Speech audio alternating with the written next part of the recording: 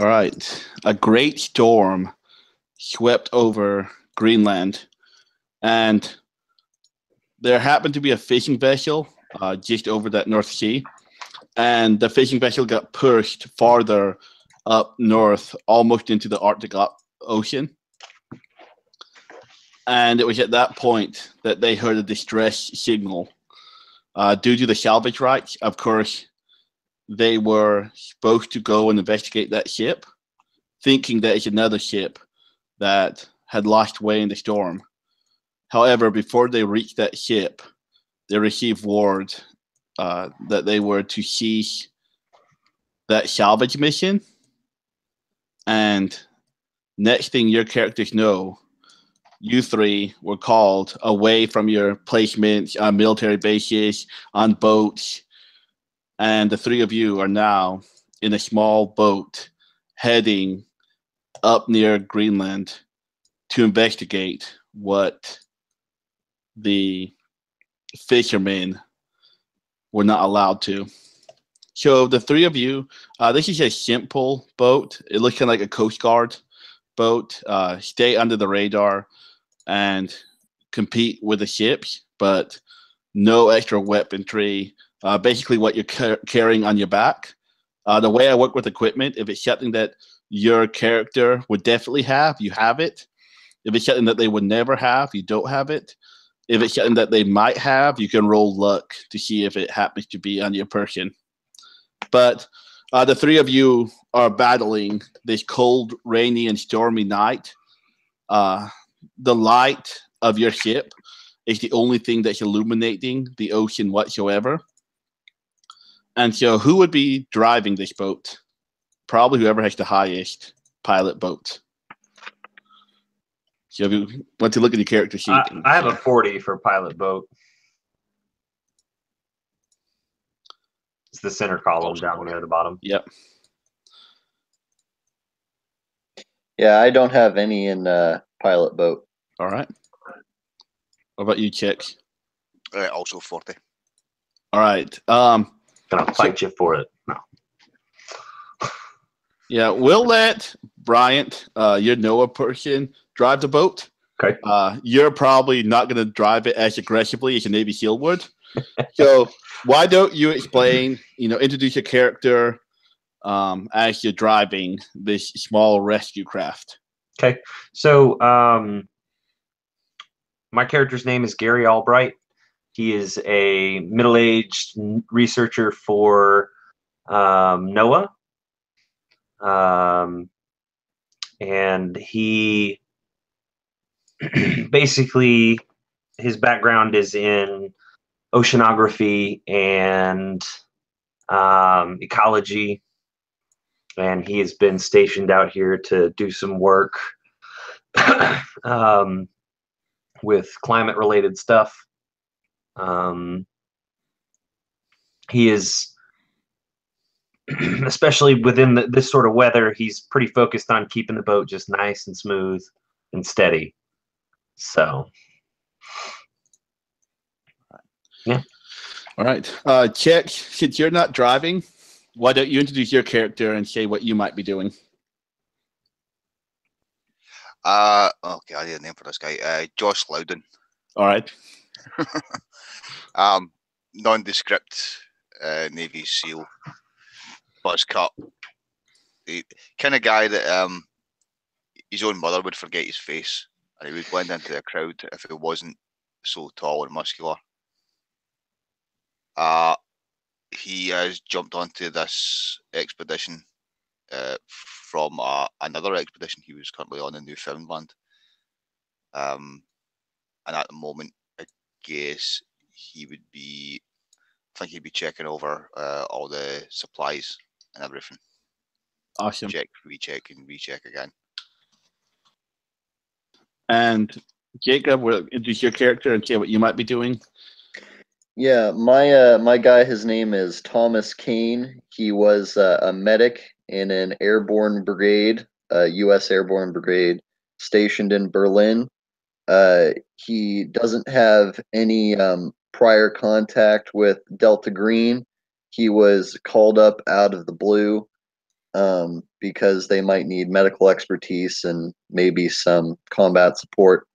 And he is checking his medical bag and making medical assessments of the other members of the team. Awesome. You heard a little bit about this mission before you were sitting on the boat. You heard that this fishing vessel heard a distress signal and was cut off. They weren't really sure why. However, you learned that the reason why they were cut off is they were able to tie this vessel while looking at the ships that have left. They didn't find this boat's name. It's the Groenland Tropisch. I'm going to copy and paste that in the Hangout chat. And the reason why they couldn't find this is the last time it left harbor was 40 years ago. This is a refrigerated cargo ship.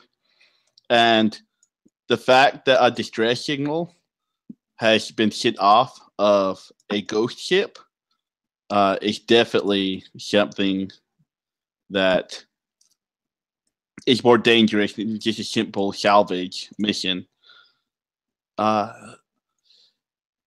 Along with this notebook, they have a blueprint of the ship. I have just sent that on the Facebook page if you would like a little more information. And they gave you a small little disc that has the distress message. However, they warned you that there's not much quality of it, but they sent that with you anyway. All you know is, like I said, this boat left harbor 40 years ago, was not heard from, and then just when this fisher boat got pushed so far off course, it heard a signal. That's all they know. So upon knowing that, is there any strategy or anything that you three would talk about? Does anybody here know anything about history to where they might know about the disappearance of this ship?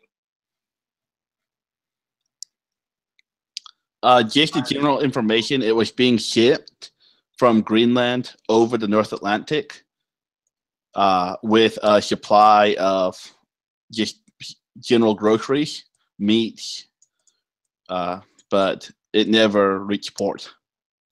So there's no record of any kind of, funny business going on with the ship? Nothing occultic being transported? Refrigerate the cargo ship. Gotcha. Just typical commodities, fruit, meat, fish, vegetables, dairy. Gotcha.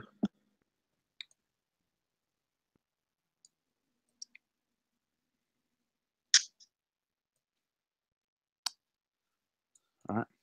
As you begin traveling deeper where this other boat had been sent, you yourself on the radio realize that there is a distress message being sent out. And you know that it's likely the one that the fishermen received. It's up to y'all if you want to listen to it or not. We'll listen to the transmission, or at least I will. Yeah, Gary would be extremely interested in that. Yeah, you listen to it, and it's mainly a static, broken, empty message. But is there a listen skill that your characters have? No. Nope. All right, roll awareness.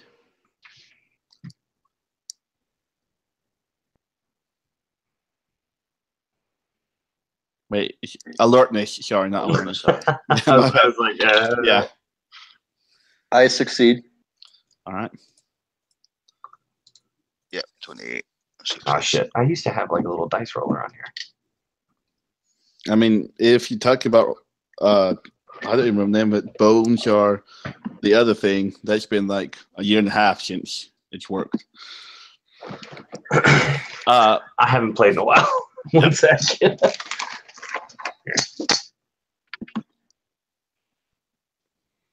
If you do succeed, go ahead and roll sanity. Okie doke. Basically, you try to roll under whatever your current is. I did not succeed.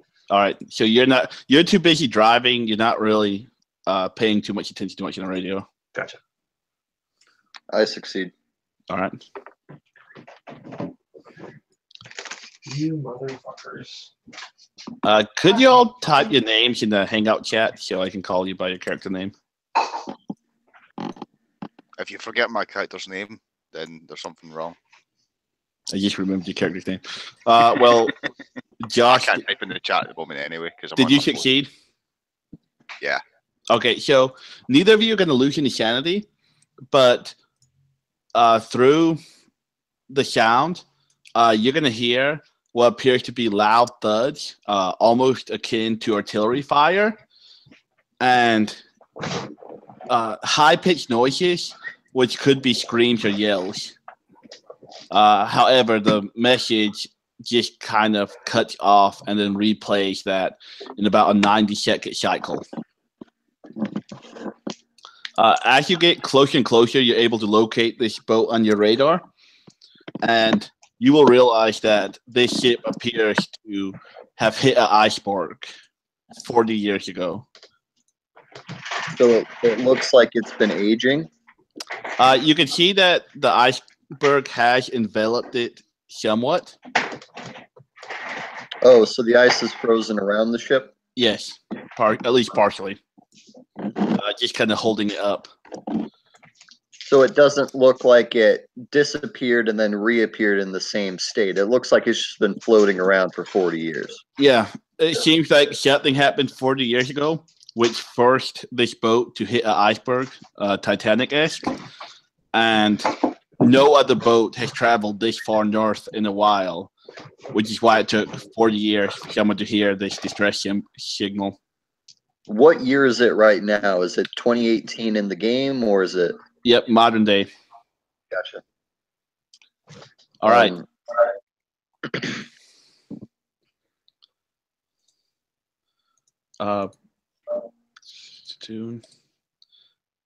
Brian, what was your character's name again? Gary Albright. All right, Gary, you see the boat and you see this giant iceberg, and it's going to be up to you to be able to park this boat close enough to the iceberg without having this boat have the same fate as. Okay. So that's going to be a pilot boat roll. All right. That is going to be an 86. All right. Which is above my 40. That is. All right. So you're going to pull it up, and you realize that this iceberg, the bottom of it is pretty large, and so you kind of begin pulling up, and you hear it scrape the bottom of the boat. So you pull the boat back, and I'll give you one more chance to try to guide it in. Yeah. All right. And that's brutal. That's a 92. All right. So you. We're not starting off great, guys.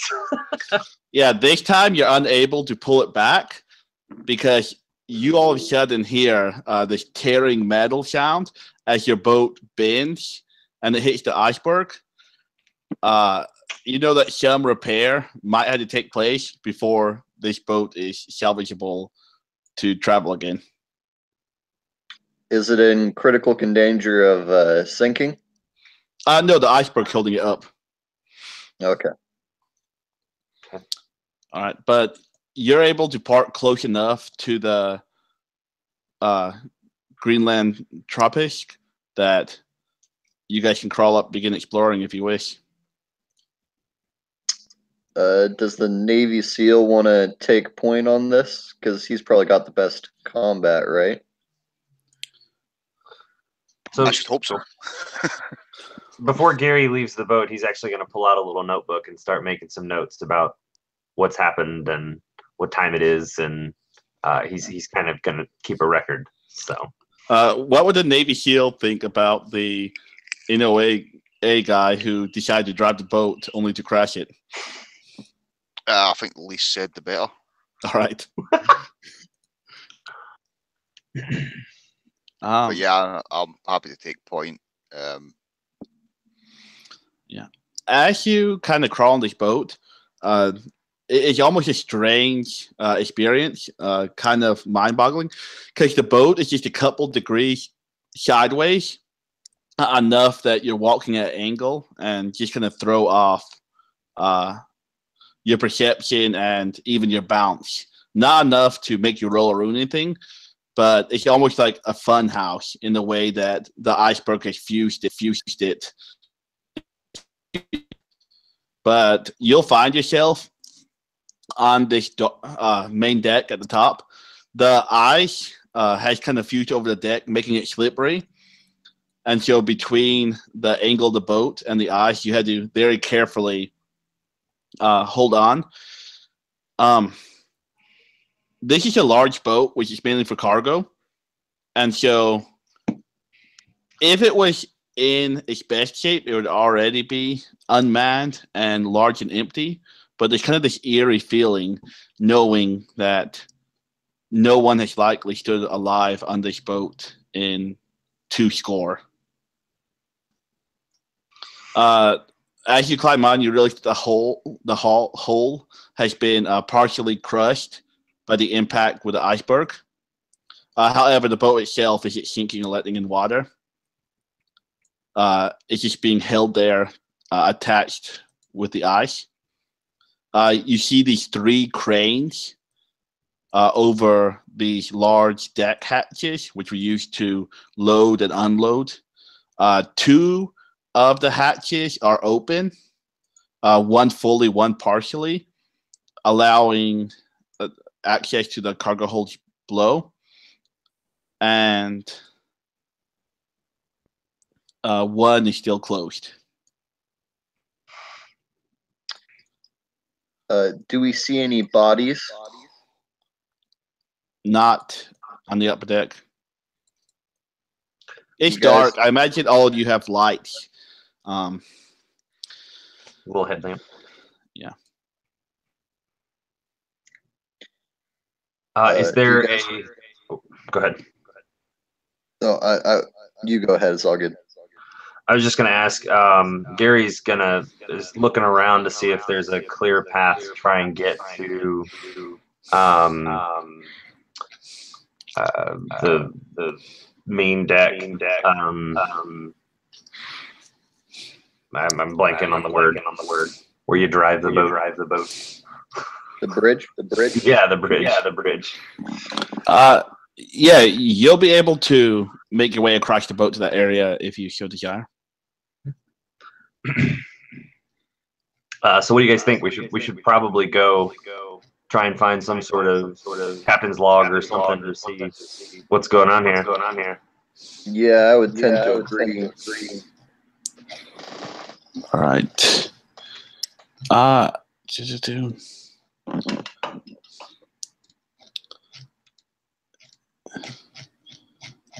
right. As you're walking across the main deck floor, you see that as your light shines from the clear ice, it appears that something large has been dragged and scratched the deck before, ice and water had gone over it and caused it to freeze. Can we tell what it is? Or how large it is?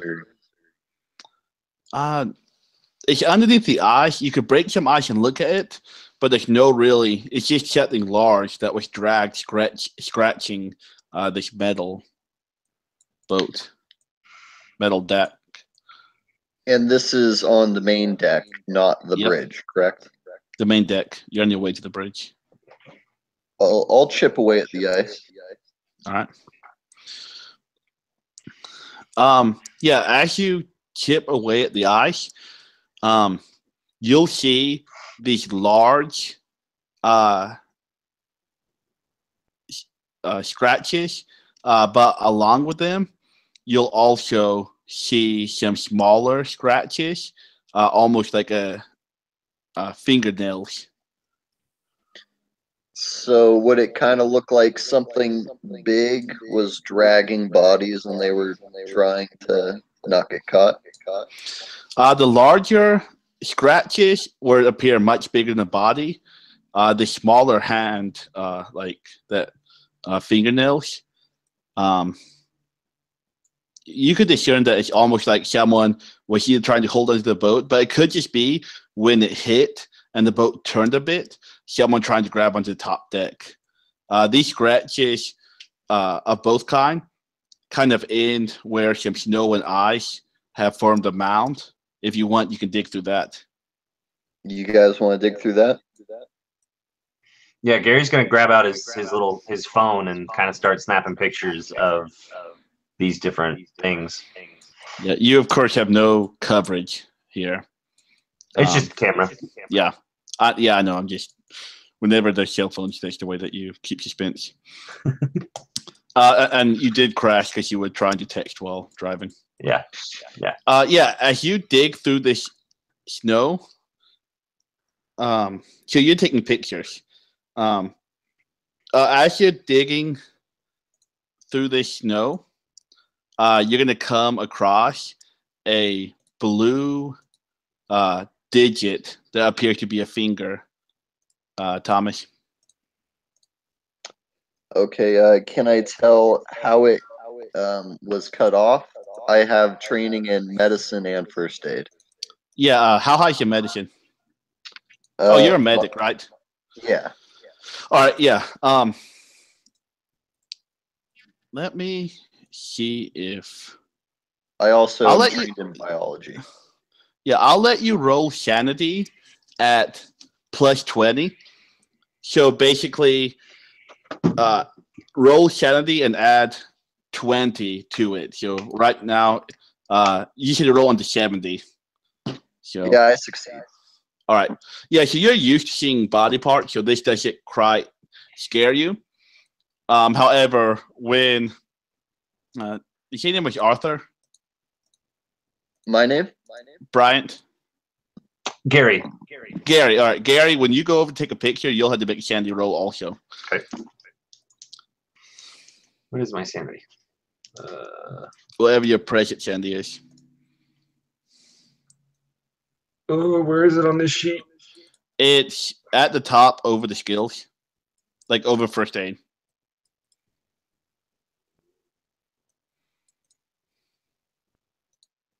Oh, god damn. I see it. Okay.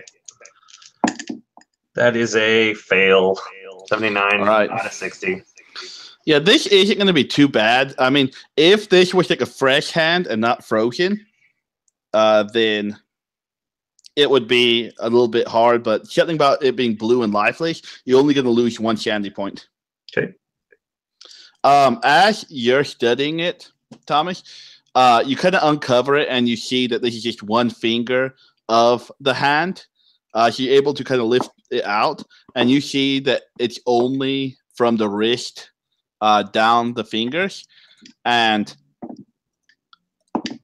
this appears to be bitten. Bitten? Yep, almost like a shark. Yep. Do I see any other body parts around? That's all you see, and that's where the finger tips clawing end, although the scratches do continue up the deck. Okay. Do you guys want to check out where the scratches go?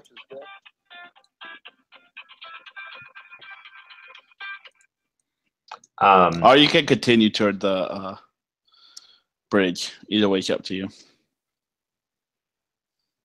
What do you guys want to do?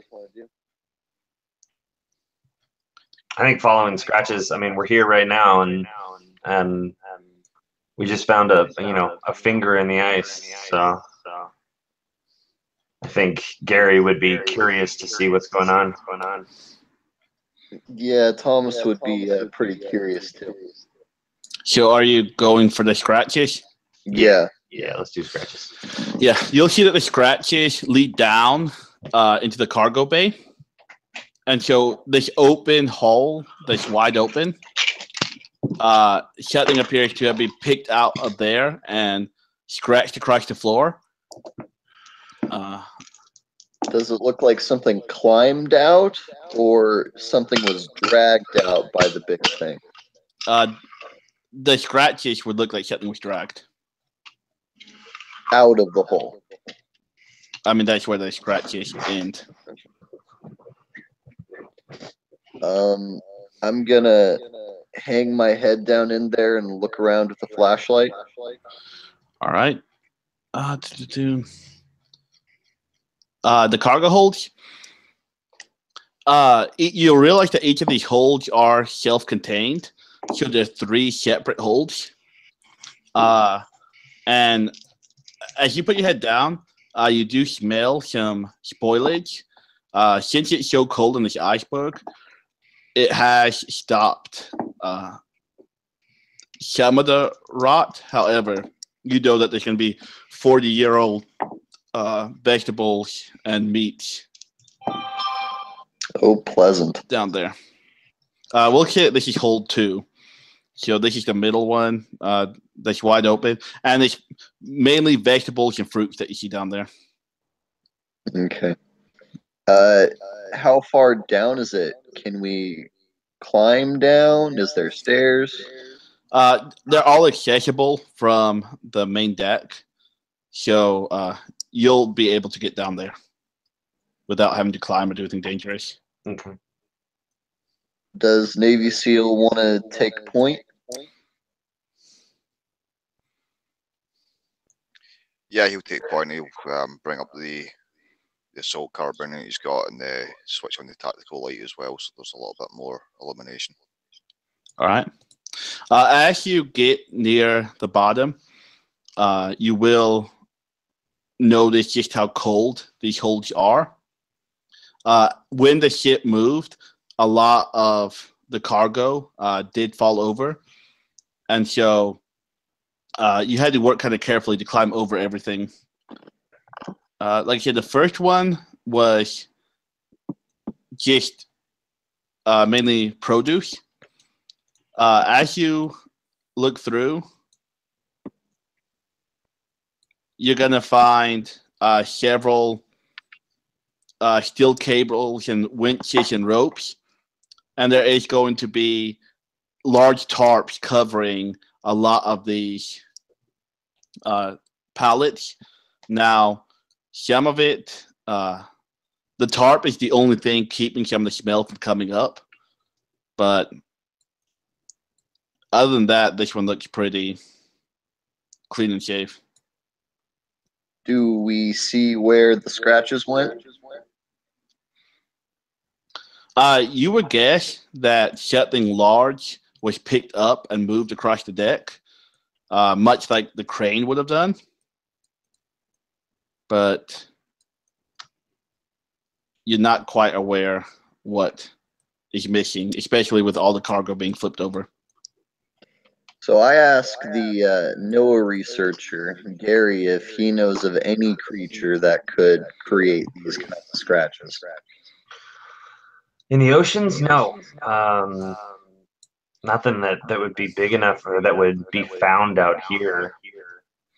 If this boat was just carrying food products, there's no creatures that we know of that could do something like this. You want to check the next hole? Let's do it. Okay, so we'll go to the next hole, I guess. All right. This next hole is the one that was used for dairy. You'll see these containers and glass bottles and milk and other things that you know are seriously spoiled at this point. Once again, you see all these things that are supposed to be used to hold down cargo. You will find a forklift in this room, as well as some jerry cans that have fuel with it.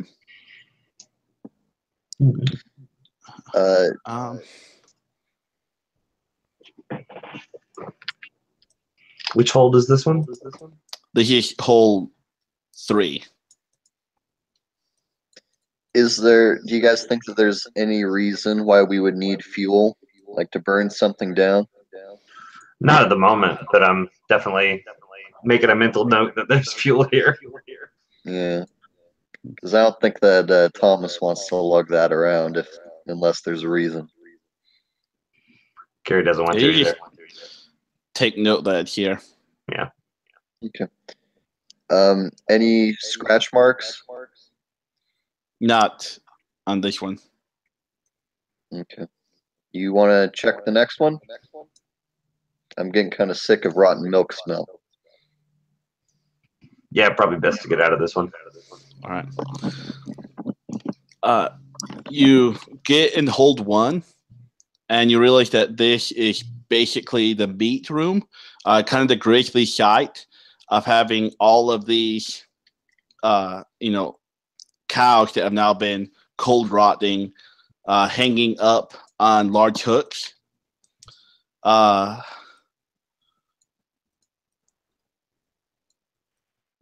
However, you will see that several of these hooks have been ripped out of the ceiling, and dead cow carcasses kind of cast aside, almost like they were unhooked but not. Carefully unhooked, and then the chain was pulled out of the wall. You'll realize over to one side, there's another room hanging over that appears to have been partially barricaded at one point with a lot of wooden pallets before they were smashed through. I'll go investigate that. All right. As you look in there,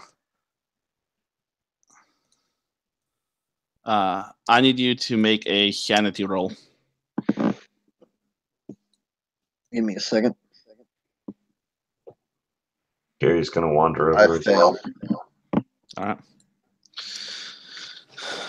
All right. Anyone who looks in there, I'm going to need to make a sanity roll. How much sanity do I lose? I'll let you roll the die, but it's a D4, right? I'm trying to find out. Let's do a D6. That nasty, huh? Well, basically, like, one rule is for each additional body, you're supposed to go up a die, but I'm not about to go up 13 dice. Oh, as you look up there, Jesus. You're gonna see 13 corpses, all hanging in that room. All of them have various injuries, from bite marks to crushing damage. Some of them even look like they were partially eaten. Okay. However, all of these bodies are delicately hung on these chains and hooks, almost as a mockery of how the cows were hung just in the other room. Oh God. Okay. So I lost 5 sanity. Does that mean anything at this point? If you lose, What's your breaking 5 point? sanity. My breaking point. I'm 5 away from my breaking point. I think 5 is actually the magic number for. Let me see. Check. Did you look in there too? I did, but I succeeded on the sanity roll. All right. If you passed, too. roll a D3. Okay. Oh yeah, because I've got all these D3 hanging around. God damn it. Okay. Oh, really? You don't have a D3? I have a D3 right here. Not in front of me. I typically just roll my D30 and divide by 10. If that helps you. I just rolled a D6 and divided by 2. I got a 1 though, Yeah. so Well, if you want to do that, that's fine too. But not as fun. yeah, I'll roll my D24 and divide by 8. I'm not like, for some reason I can't find my normal die, but I have Yahtzee dice in front of me. So it's kind of strange. Oh yeah, if you lose 5 or more sanity, you go in temporary insanity, where you have 3 choices: flee, struggle, or submit. Flee means you run away. Struggle means you have to fight whatever you're up against. Submit means you go to like a catatonic and paralyzation. Since there's nothing here to fight, either you're gonna run away or you're gonna like pass out. I'll let you. I mean, he could be a rocky moment. I'm not gonna begin this game with a TPK. Yeah, Thomas, he vomits and he's just kind of heaving in the corner. He's used to like limbs blown off, but this is more fucked up than he's used to. Yeah. And the thing that really gets to you is not the bodies itself, but how they were delicately hung up, almost like the work of a serial killer. Like this is borderline artwork to someone who would do something that gruesome. So, am I going to be? You'll kind of be out there, and the others will see that you're clearly struggling right now or submitting right now. But does anyone have psychotherapy? I do not. All right. Wouldn't human intelligence kind of work there too? Human intelligence is more being able to read people, like an insight in D&D would be. It's like in Call of Cthulhu, psychology is like human int, and then psychotherapy is being able to treat it. So human int, they would realize that you're messed up right now. Gotcha. Anyway, he's just kind of out throwing up, puking. What are the other 2 of you doing? Who you're clearly shaken, but not quite to that extent. Gary's looking at do the bodies look like they are the sailors that worked on the boat? Definitely that. Yeah, they're still wearing their, coveralls and other gear. Gary's going to be like kind of dry heave once or twice, and kind of back up to the doorway to where he's kind of not directly looking into the room.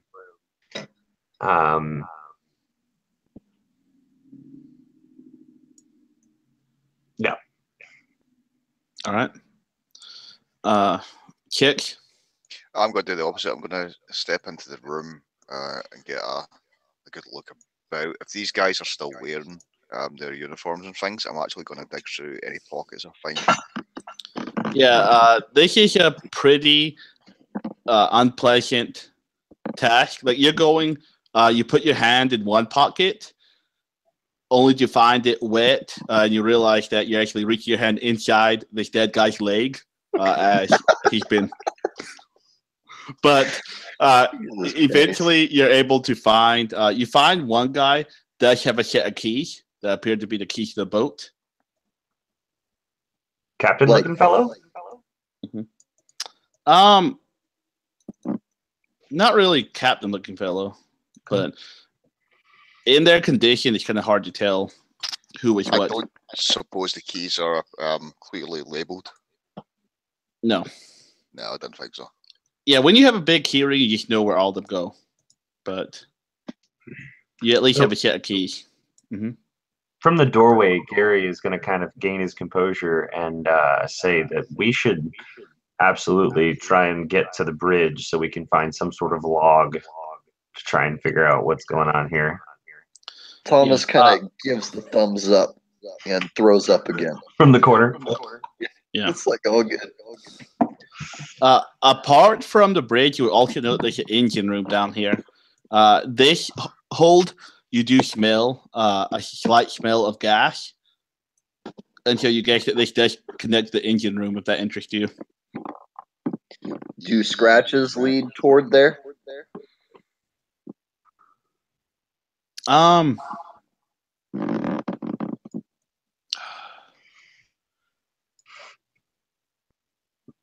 will let you're out of it. So you wouldn't get this, but Oh yeah. let me see if there's a. I guess forensics will be the ability. Anyone have any forensics? I do. All right. How high? 40. Yeah, you would kind of realize that these deep scratches could possibly have been made by these hooks that would turn out of the wall. Okay. I relate that to my companions, offering up a bit of confusion, saying, why would there be scratches all over? They look like they come from these hooks. Is Thomas recovered yet? Yeah. I mean, as long as like you're not in that room or in that environment, yeah, I'll say you good. Gotcha. He puts on a surgical mask from his medical kit to keep out the smell best he can. You guys think that we should investigate where the scratches go, or you think we should get to the bridge? Like I said, there is also a smell of gas, so the engine room is also down here. Yeah, I'd like to check out the engine room because I don't want I don't want to have to deal with a fire. It has been 40 years. Yeah. You head to the engine room, and there's a ton of controls, valves, switches, but it appears that all of it has been smashed and damaged. This does not appear to be something that happened when it hit the iceberg. It's almost like someone went insane in here and purposely broke all this stuff. Does it look like it would take more strength than a human has to smash the stuff they smashed? Most of it is just glass and other gauges. So with a tool, a human could smash it. Gotcha. It wasn't like superhuman strength to make it happen. Can we find what tool was used? You don't see anything laying around that might have been used. You do find a couple of crowbars. Okay. But Gary's going to pick one of those up. All right. And that, I guess that could have been used, but you do realize that all this power stuff broken is probably why there's no lights or air or anything else running in the boat. Because along with the boat power went all of those things also. Okay, is there anything else of interest? Do you want like a search check or? You said the boat, it smells like gas, so obviously there's still gas. Does it look like there's any possibility of getting the boat back up and running? I mean, this is what I told about when you would have taken the mechanic class.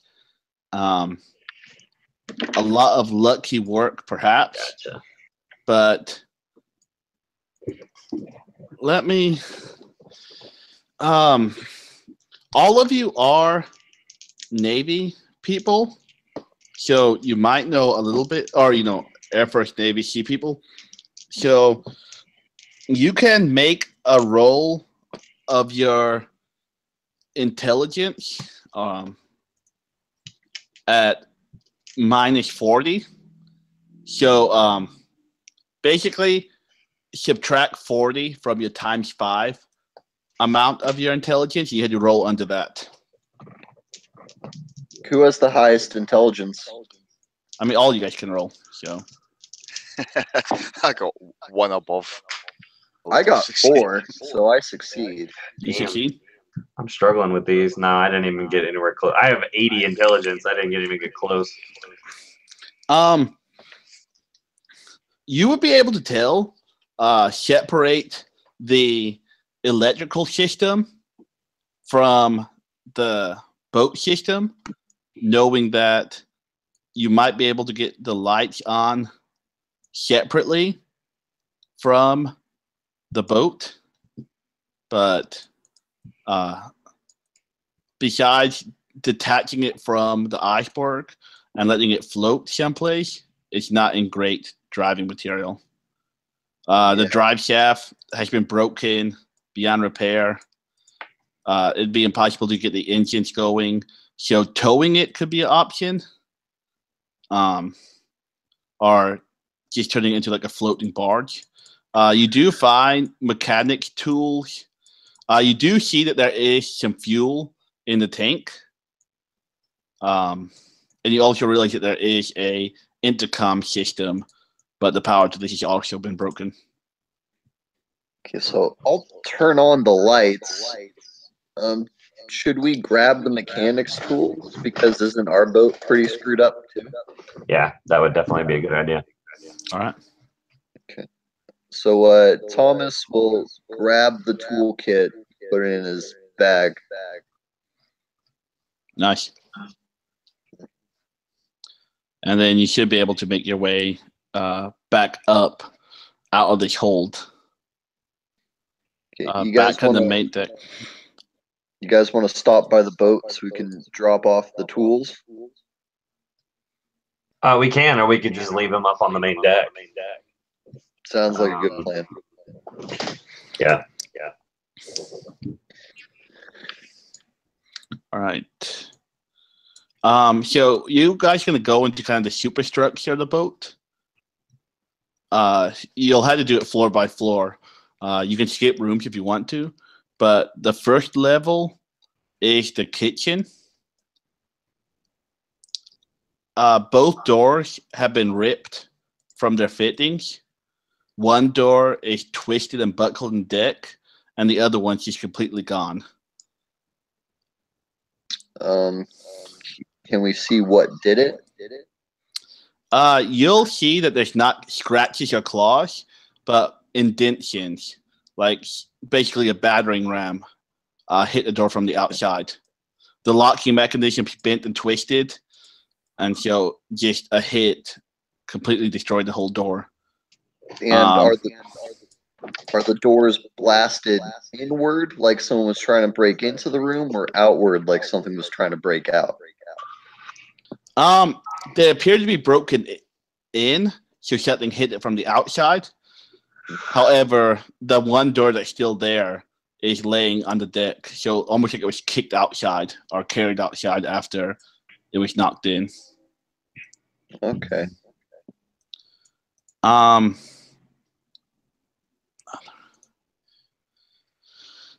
Ash, like I said, in the map, you'll be able to see level 1. And a lot of it is already labeled. You'll see that some of these areas are locked. One of the, let's see if there's a room coming off the kitchen that is completely locked. If you want to try to use a key, you can probably get in. We do have a key ring. You guys want to try it? See if one of these keys fits. Yeah, it will take you a little bit, but you'll be able to open it. This was not ripped open. This appears to be the food storage area for what the crew was eating. It's in good order. There's no damage to the door or the interior. The food is still packed neatly on shelves in the refrigerator. Like I said, it's been 40 years, so a lot of it has spoiled, but this food is the first room where you haven't seen everything destroyed. Okay. Any bodies? Nope.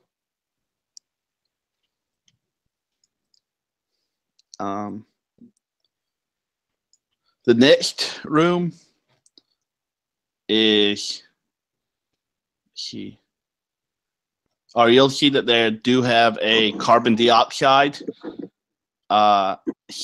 area in case anything caught on fire. They use CO2 to put it out. Each of these bottles are over 5 feet tall and weigh about 300 pounds.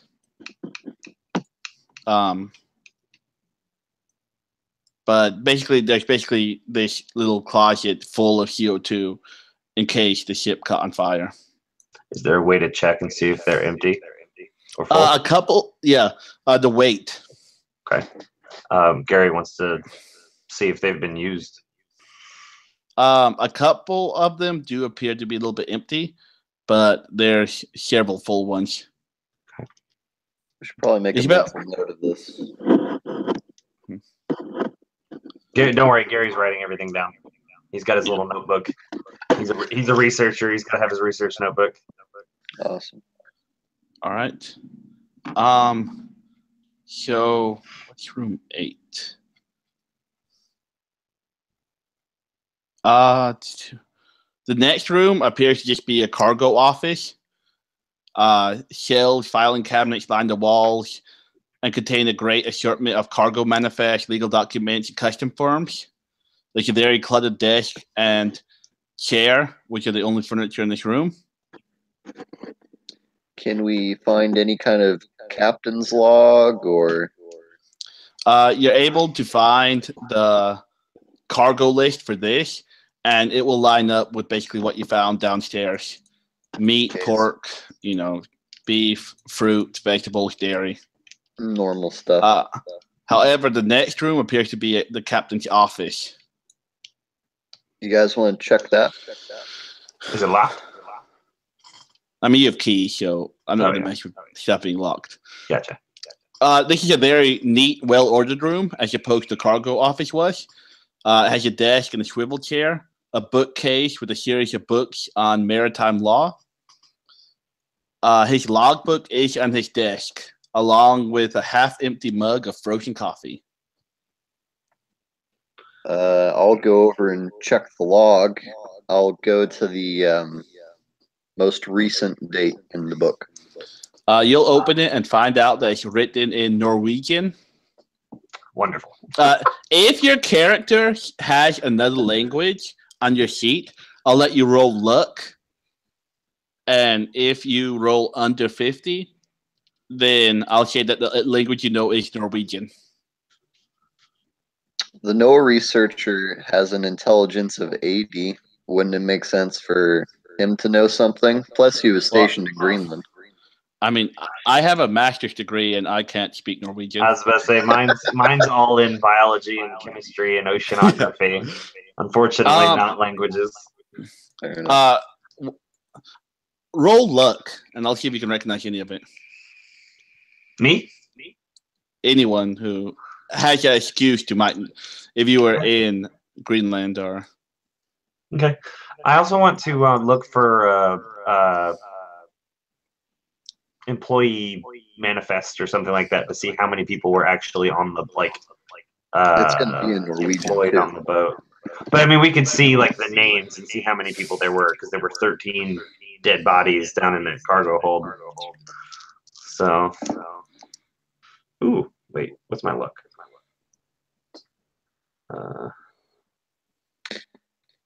How close is Norwegian to German? Because my Thomas was stationed in Berlin. I don't think that close. Okay.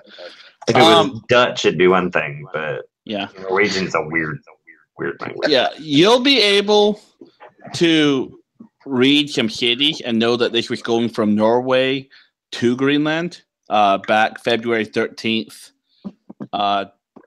2078. I think it's 4 years ago.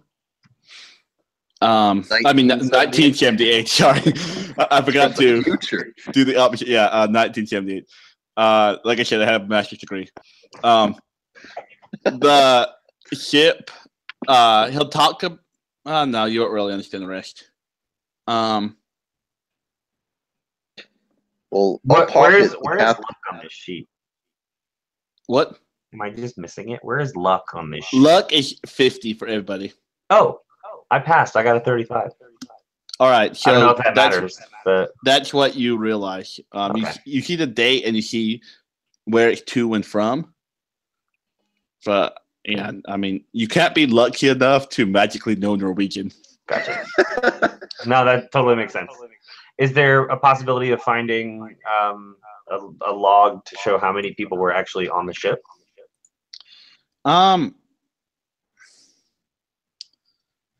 You can. It's going to be. I don't know where it's listed.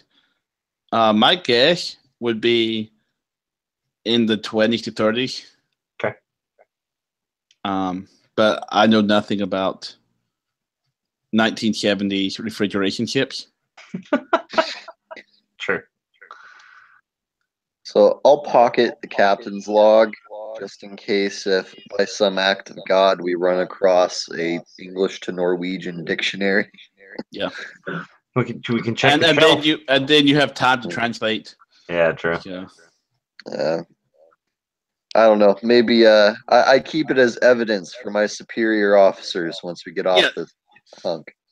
You'll know linguists who will be able to translate it. Yeah. Next room is the chief engineer's office. Metal filing cabinets, desk, swivel chair. The room appears untouched apart from 2 cabinet drawers that are open with various documents that have fallen out. One pertains to the cranes, the other safety check, inventory, CO2 records. I'll check the CO2 records, see what date those were used. It's just bills of purchase, but basically before they left, they bought the CO2 to make sure that they were up to the safety standards to put out fires. So they had all the tanks were full when they left.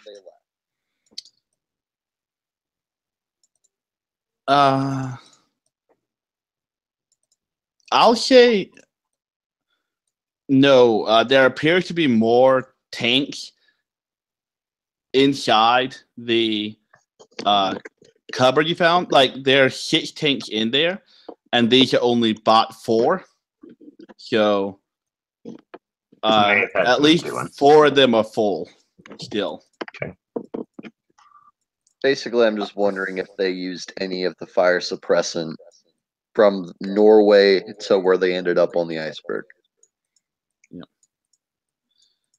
In all honesty, if they did, they would have had time to like put them back in the cabinet if it happened during like this crash. So, Gotcha. Yeah. Honestly, I just told you some are empty just to let you know that the weight's different of them. Okay. Yeah, in the officer's dining room, it's next room, some nice chairs and tables, half-eaten meals still sit cold on white plates, and there's all this silver cutlery scattered across the table. Any bodies? No. Any sign of them getting dragged out? No. Like bloodstains, claw marks? No, I mean, you'll see that there's a large kitchen knife, a large silver knife, and its blade is crusted with a strange white substance. Would a forensics rule tell me what that white substance is? Not a forensic. It should be more of a biology type role. Ooh, I'm actually trained in bio. Me too. Okay, you want to both roll on it? Sure.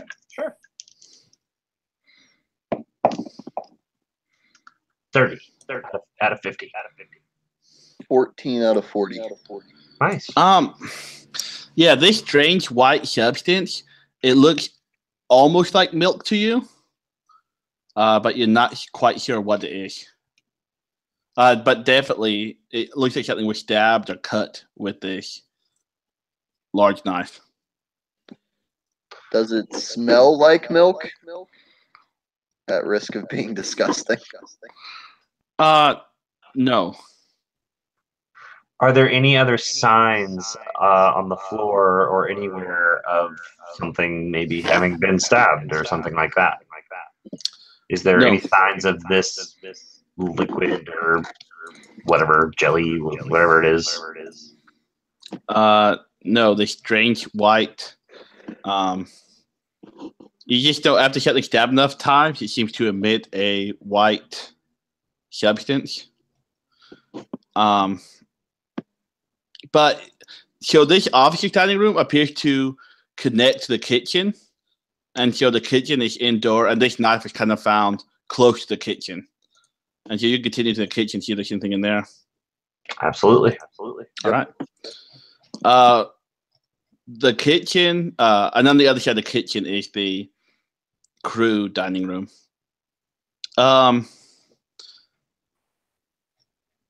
Sorry, I scrolled on my PDF and I lost where it was. The kitchen, this is a large kitchen, a large assortment of pots and pans, other cooking paraphernalia.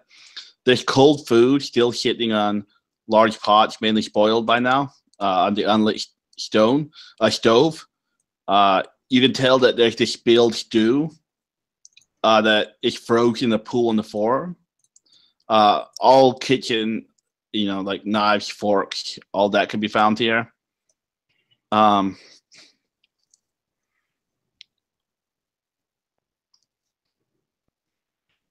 And you see on the ground an empty flare gun,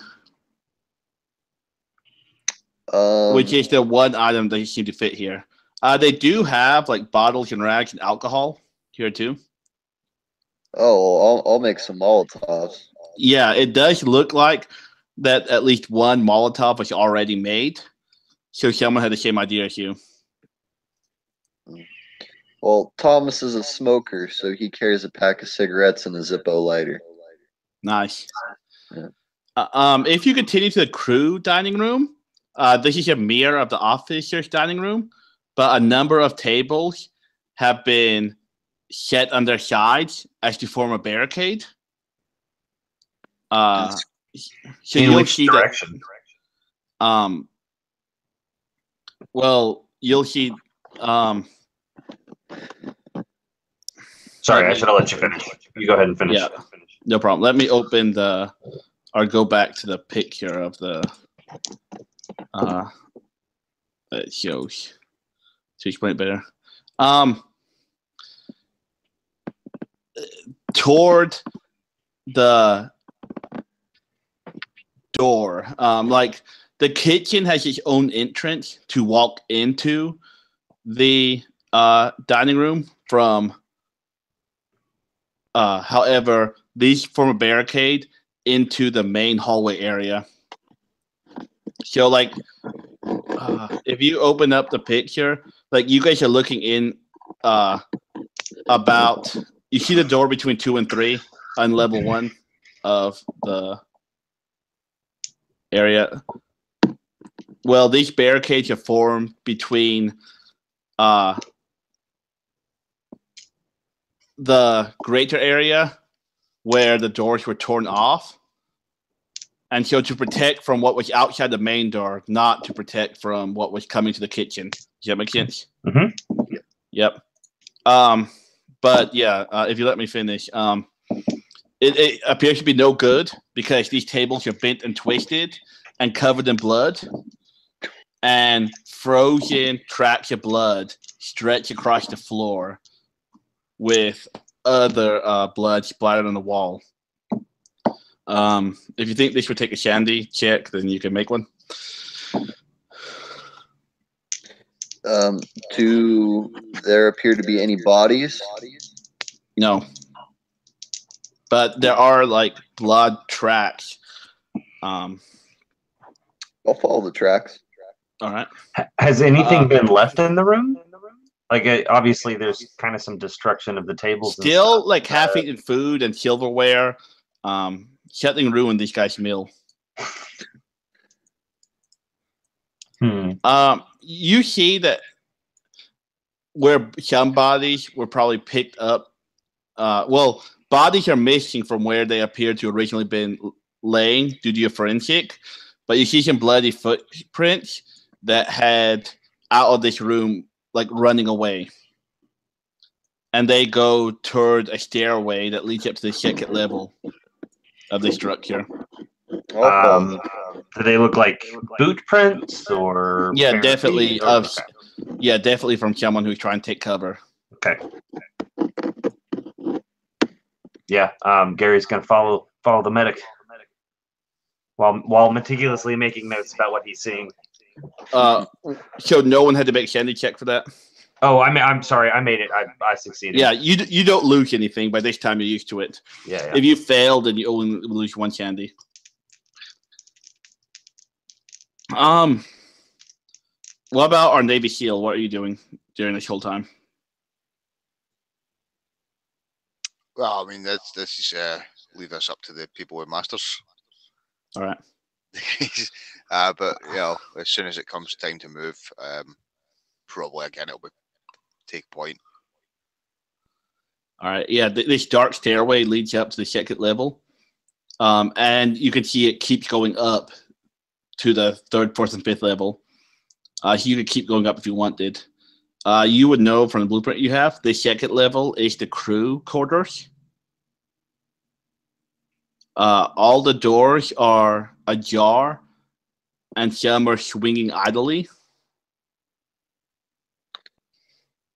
Any blood? Do we see the tracks? Do they end in the body?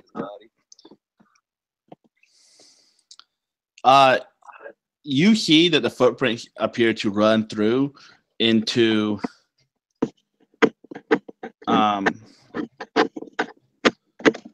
one of these crew cabins. Does it look like there's anything else interesting in the room? Well, let me see. There's a few different crew cabins, because each one has a bed and belongings. But you haven't went into that room yet. Are you going to follow the footprints into that room? Yeah. Yep. I think so. All right. Yeah. Yeah, you'll see as you walk closer. You'll pass some other rooms. All of them appear to be similar. The bed, the locker. The one at the end that these footprints go to, the door appears to be completely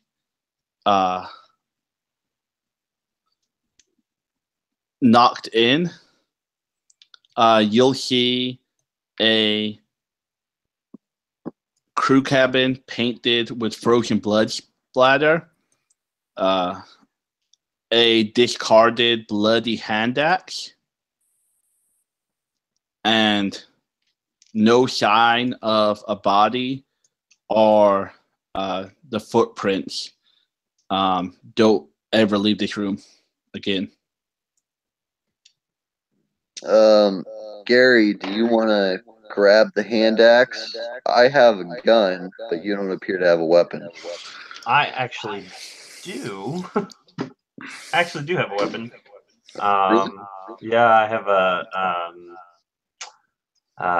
P226 holstered on my back, or on my hip, I guess. But I actually have I picked up a crowbar downstairs as well. I've been walking around with that. You said the hand axe is like covered in blood? Yeah. I may stick with my crowbar. All right. So as not to have to, pick up the murder weapon, I guess. Yeah, you'll pass a large lounge, comfy chairs, coffee tables, a bar.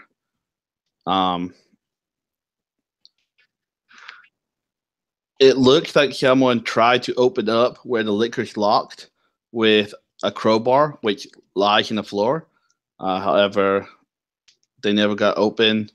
Playing cards are strewn across the floor like a bad 52 card pickup game. You see a lounge with a VHS player and a screen on the wall and several different VHS tapes. VHS, wow, this ship is pretty old. Yeah. Some of them are just standard movies. Others are pretty saucy. Oh God. Okay. Hey, when you're out to sea for a long time, you got to have some sort of release.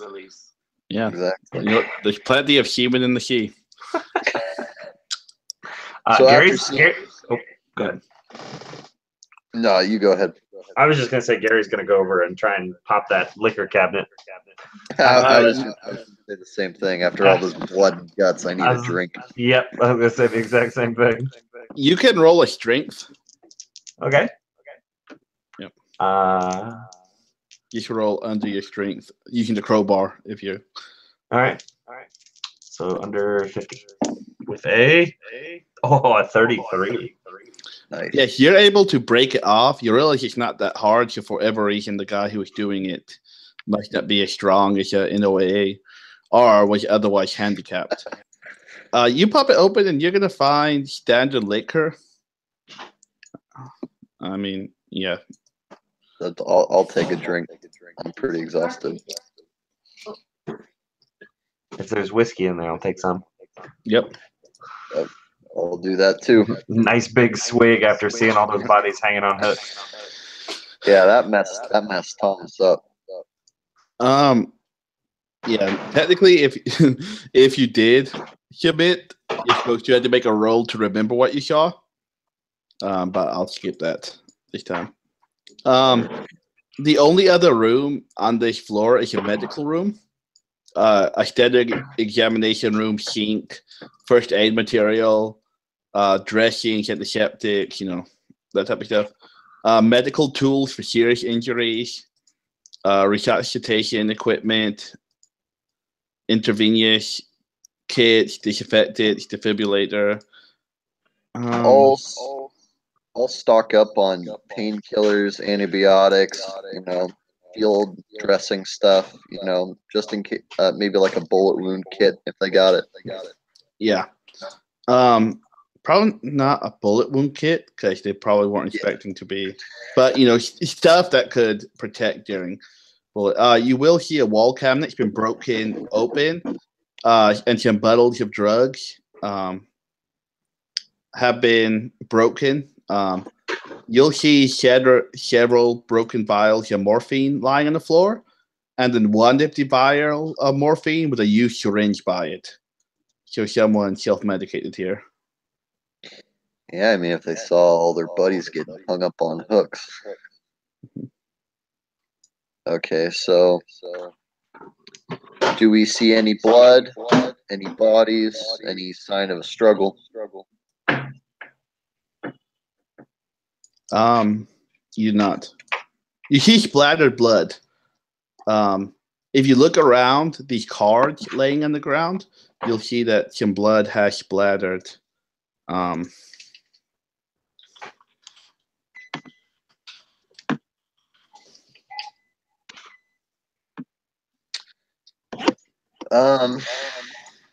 But that's it for this floor. Guess we'll follow the trail of devastation. All right. Time to go up. Yep. The next floor is the office quarters. Similar layout to below, except the rooms are bigger.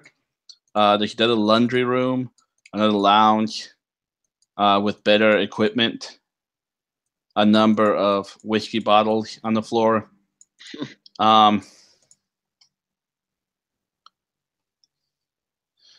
From this higher up, you're able to look out one of the windows of the staircase, and you see a 6-foot long cylindrical piece of glass embedded in a bulkhead distance away. How 6 foot long or 6 foot wide? Long. Does it appear to be solid or hollow? It looks like a crystal from here.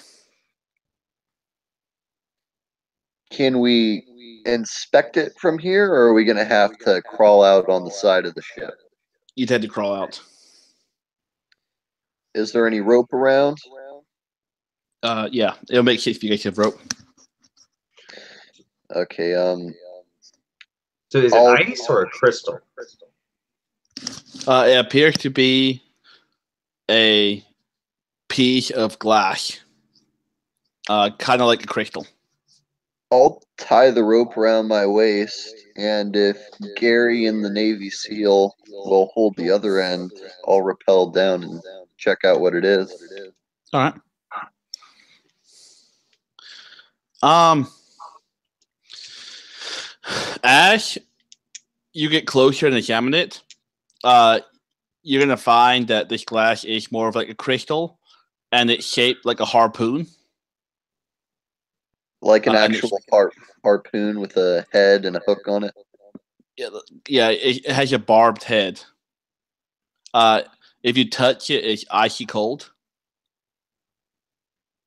Am I able to chip off a piece of it?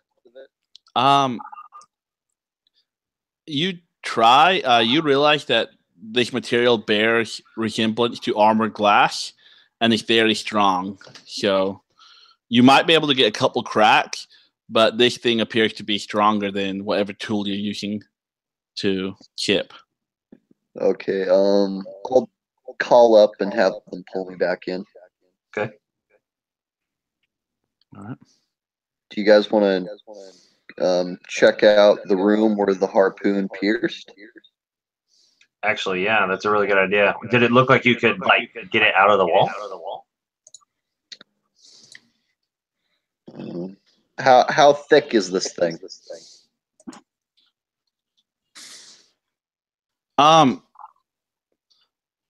You could attempt to pull it out if you wanted to, but it's kind of like a 6-foot long needle, and so you would be able to kind of wrap yourself around it and pull it out. So it's not too thick.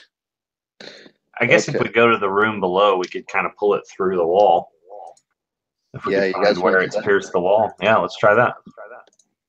All right. When you get there, it's just going to be a strength check at -20. Okay. You can add 20 if additional once you're doing it. It's just a straight roll.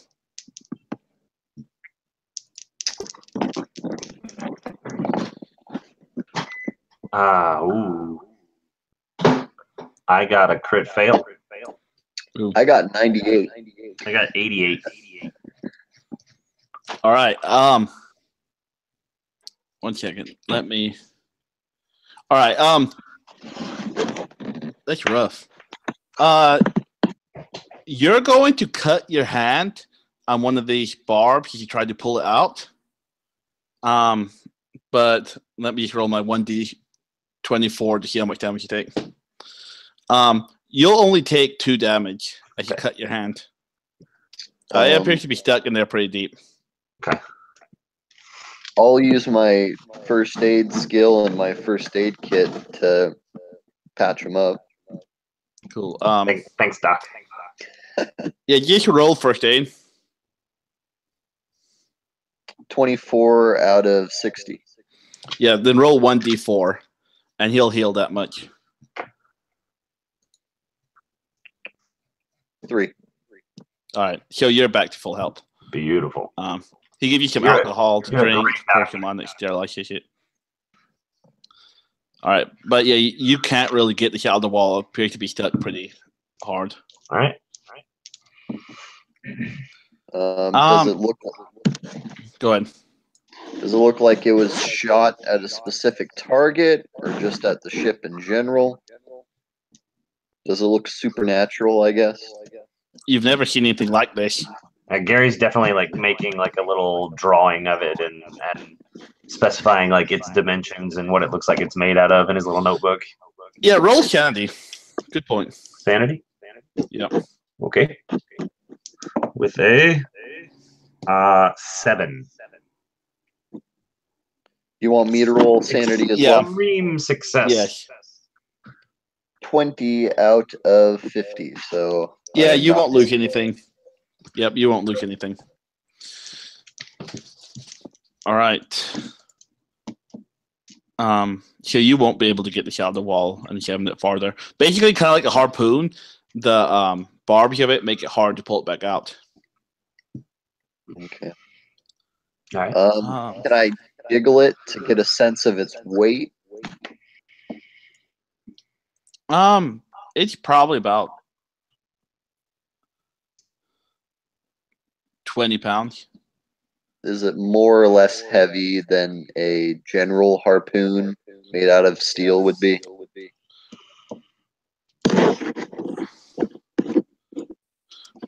Okay, let me measure. Let me Google this. All right, weight.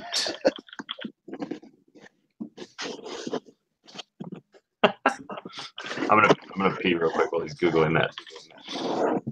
All good.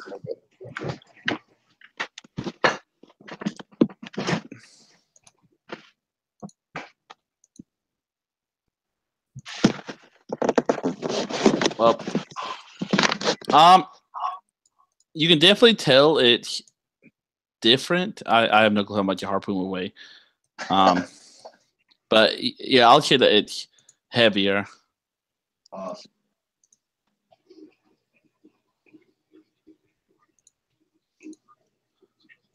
If anyone needs a break, you can take it this time too.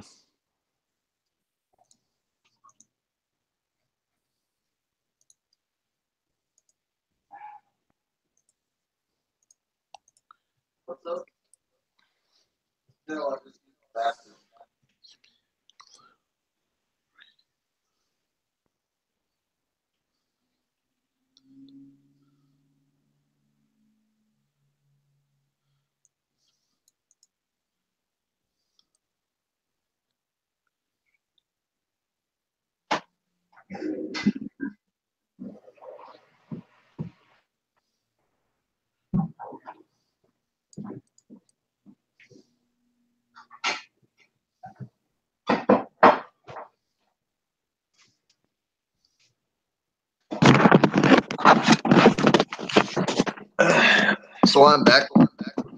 All right.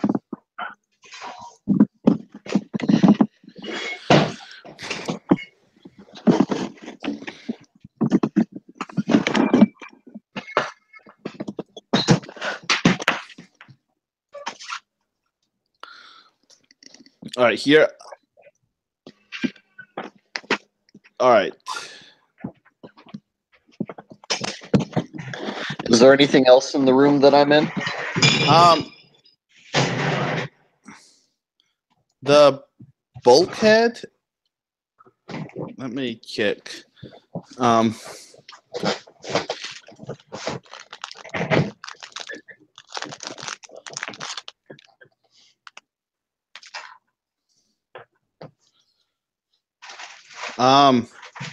Well, you were on the floor.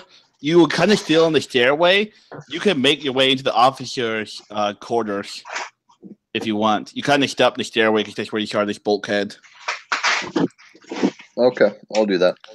All right. You realize that one cabin door was turned from its hinges, and now it's blocking the corridor. Can I see past it? Yeah, I mean, you climb over it, see past it.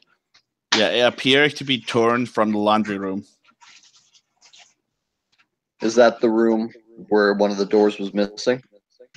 On this floor, yes, it is. Okay. You haven't reached it yet, but I think the thing Thomas is mainly looking for is bodies, blood, viscera, anything that his medical knowledge would pertain to. well, then this laundry room might be something you want to check out because you'll find a dead crew member in the laundry room. However, his body is eviscerated and looks like it was partially eaten. I go and inspect and see what kind of trauma. Try to figure out what this thing can do, basically. Yeah, that would be a Sandy roll. Gotcha.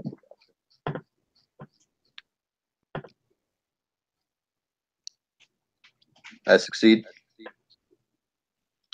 You'll only lose one Sandy. Now you're more interested and scared.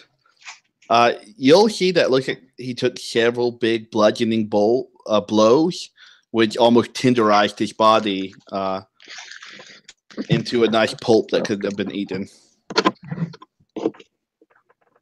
I check him. I like check his pockets and stuff. He doesn't have anything in his pocket. However, you will find a loaded flare gun beside him. Okay, so I'll take that. All right. Did we pick up the flare gun from the other? We didn't, did we? From the kitchen? It was empty. Okay.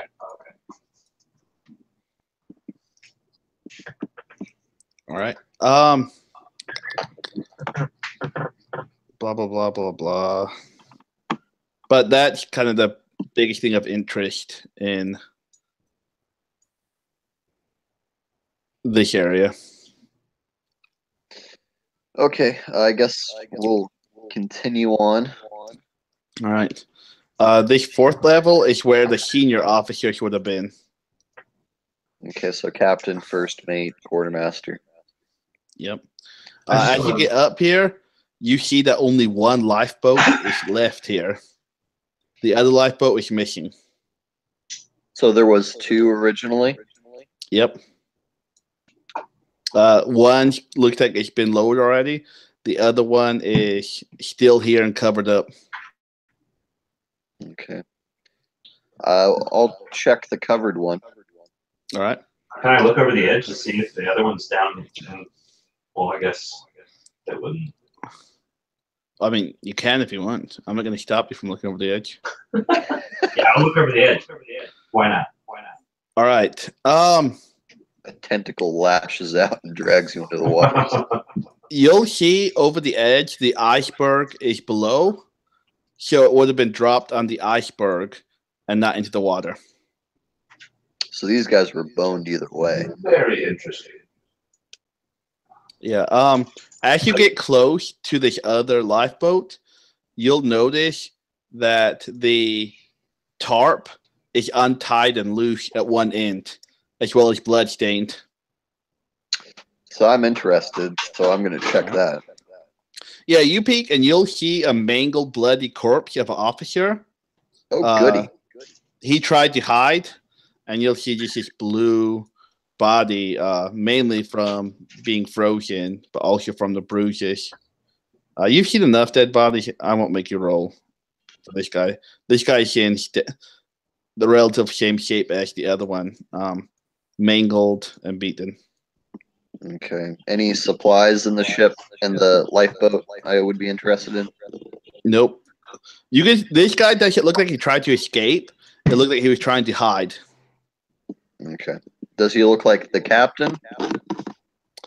He does look like one of these senior officers. Okay. Is there anything around the lifeboat that would indicate why he was trying to hide? Like any, I don't know, any weird footprints, anything? I don't know. Yeah, with a forensic, you can tell that it looks like he died of injuries that were sustained someplace else. So he got injured and then he crawled into the boat to hide and Yeah. he died of injuries sustained. That's a safe bet. Okay. Is there anything else we would care about?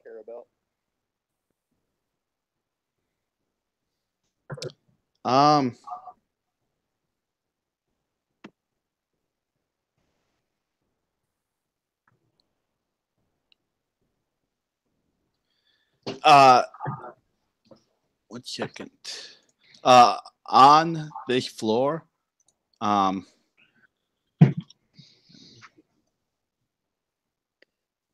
Instincts tell me that whatever we're looking for is going to be at the very top.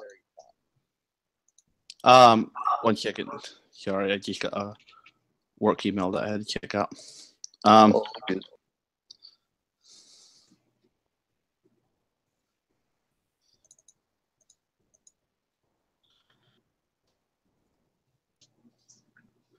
I'll worry about it later. All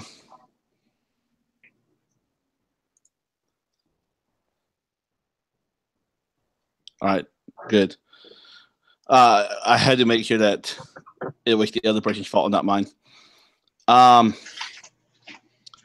Yeah, on this floor.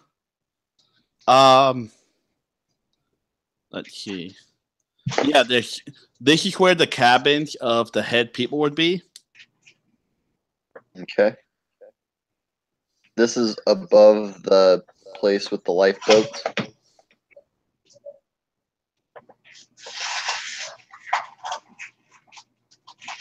Yeah, the lifeboats were at the top layer, at the captain quarters area. Okay, so this is where the captain would be.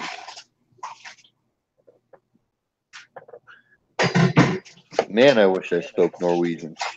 Mm-hmm. There appears to be 3 rooms. And you're guessing these 3 rooms belong to 3 people who had offices down the main floor. The radio operator, the captain, and the chief engineer. So I'll look around for any kind of maybe evidence, maybe a tape recorder, maybe a body. I guess a tape recorder wouldn't matter because we don't speak Norwegian.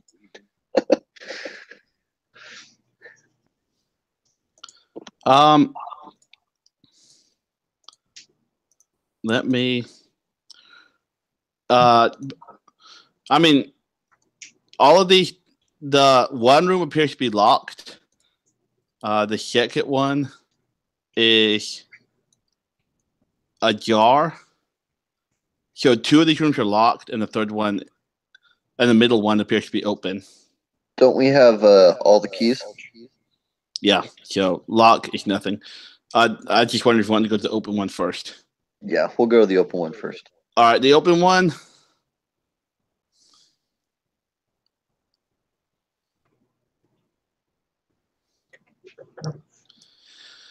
All right. The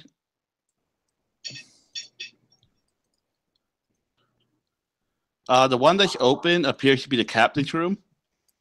Everything's in order compared to the other room. It's tidy, no signs of distress or vandalism. There are 3 comfortable chairs, a desk, and an upright chair. You see a captain's log, a silver letter opener, writing paper and pens. There's a decanter filled with fine rum, and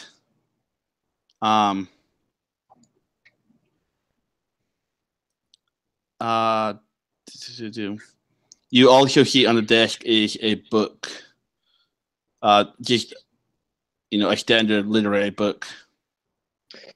At this point, Thomas has become pretty superstitious, so he's going to pocket that silver letter opener. All right. I assume the book is in Norwegian? No. Oh. This book's in English. I would like to read it. All right. This is just classic folk tales and mythology.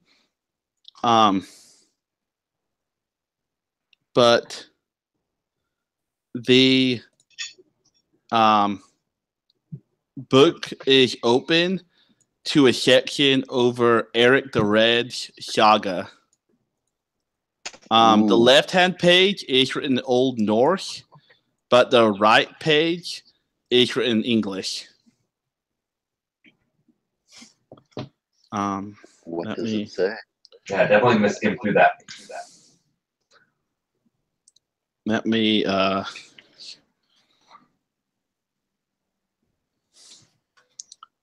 post it, and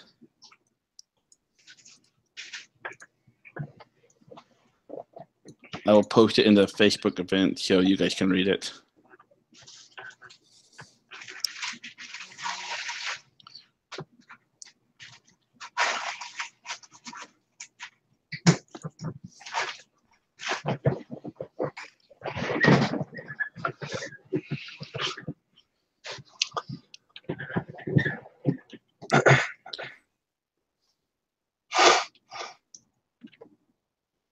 Do you guys want me to read it out loud, or we want to read it separately?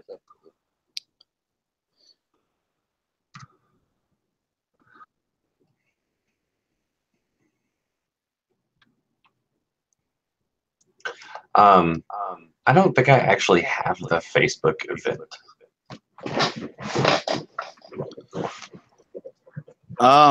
Okay, I invite you to it.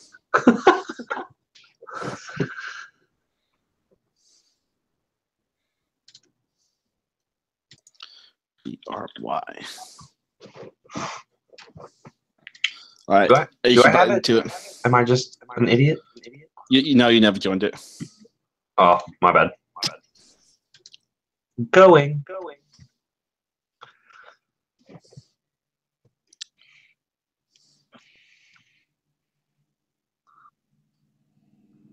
Does anyone know what a cyapod is?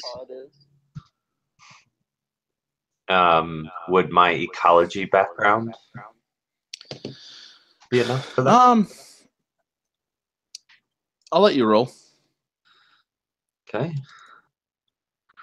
So that's going to be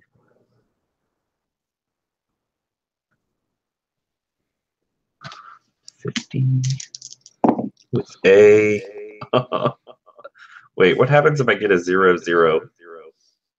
That's your 100. It's crit fail. Yeah. God damn. Wait, who rolled a 100? I did. I mean, that like automatic death? No, well, not when you're trying to remember something. Okay. You get an aneurysm. Basically, and die. From the Latin roots, you would know that a cyapod is a one-legged creature. Could I roll occult? Just that random base 10% everyone has. Just as a shot in the dark. I might be able to give you something better than that. Okay.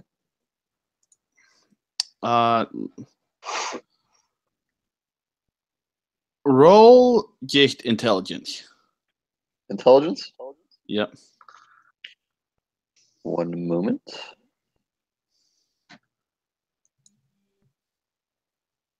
$23 out of 75.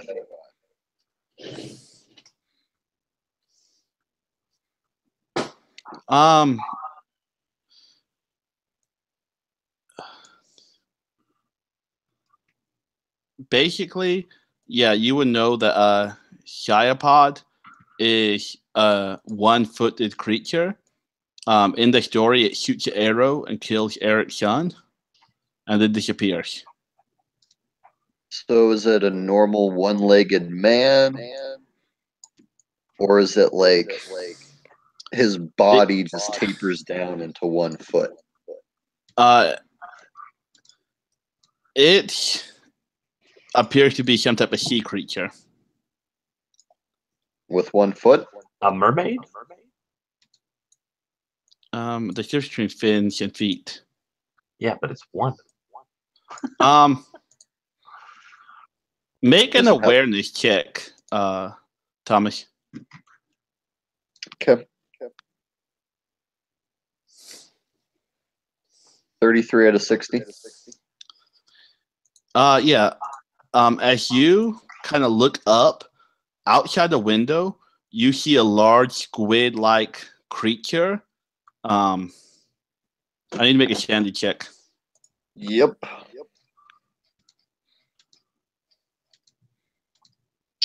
$98. All right. You will lose. Oh, that's not bad. Wait. Divide by 3. You'll lose 4 sanity. Okie doke.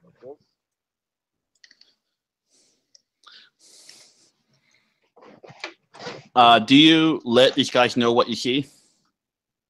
Yeah. I'm like, what the hell is that? You got the others look out the window and you guys don't see anything. What are you talking about? And then this creature is going to disappear from around the window. Well, you guys didn't see that thing? It was a weird squid thing. I think you're losing it, man. Maybe those bodies down in the hold affected you a little more than you thought. I'm telling you, man, I fucking saw it.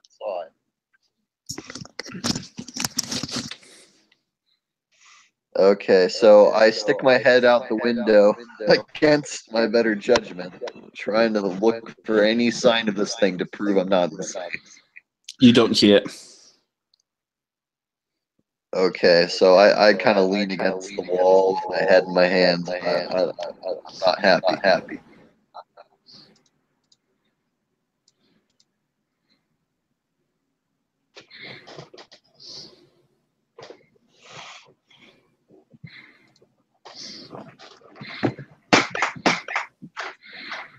Yeah. Yeah, but the other two would have had a chance to look out the window and see it, and they didn't see it. So you figure it has to be you. Okay, and I don't know if this. So I'm right at my breaking point. My breaking point is 40, and I'm at 40. All right, you hit it. This would probably be an occult thing.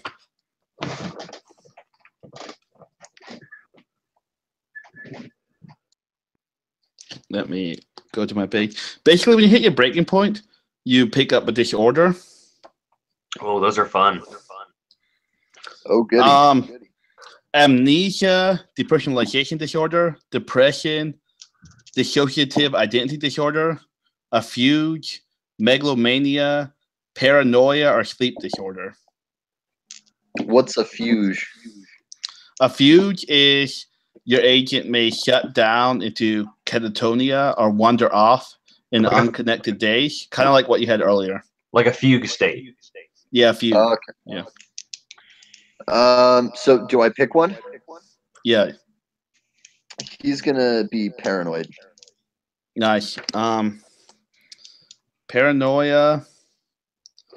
Yeah, so basically, it sounds like instead of thinking that you're wrong going crazy, you literally believe that there is something out there, maybe just out to get you.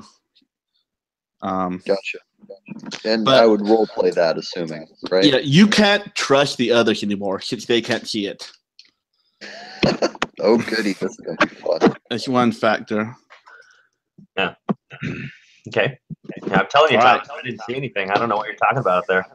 No, I'm telling you, that squid thing's out there, and it's come to get me. I don't know what you guys are talking about. You guys are blind. That thing's out to get me. The good news is now you know what a cyapod might look like. Did the thing look like a cyapod? I mean, for you not knowing what it looked like, Did it you'll have see that kind of. It didn't have a fin.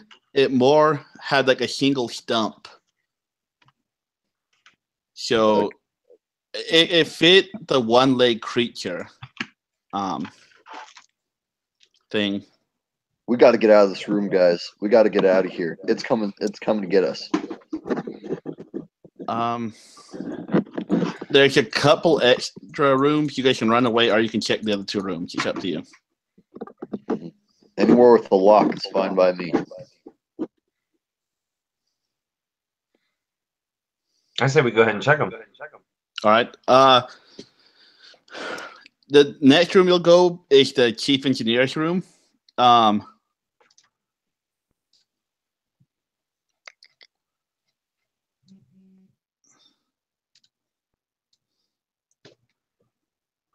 So Thomas is looking over his shoulder, and he closes the blinds to the porthole as soon as he enters the room. Doesn't turn his back to the others. Yeah, this room just has standard paper and other things. It was locked, and so you don't see that much. However, you do see that there's a blood-stained towel in the bathroom. The day room's a mess. And there's a handwritten note saying CO2 bottles are Crane. Are Crane? Yep. So CO2 bottles are Crane. Yes. like the choice between two of them. Does anyone make anything of this?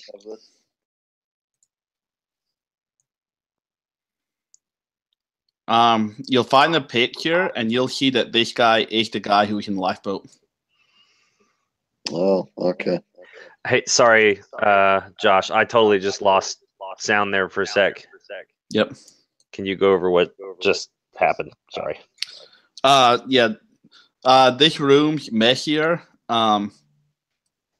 The room's tidy, but there's blood-stained towels in the bathroom, and the day room's a mess.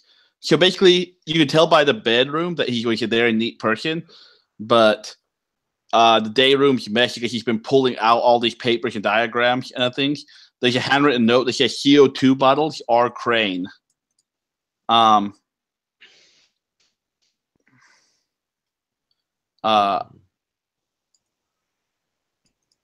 Maybe he was debating about how to kill the thing, with the crane or with the CO2. I don't know what thing you're talking about, but Okay, so I light up a cigarette. My guy is stressing out like crazy. He is wigging out, man. it's like I would love to see this creature. I've just never heard of anything like it. It had tentacles. It had like a freaking stump, man. It was right outside the window. It was staring at me. It's coming to get me. I take a long drag of my cigarette, and I just keep looking over my shoulder.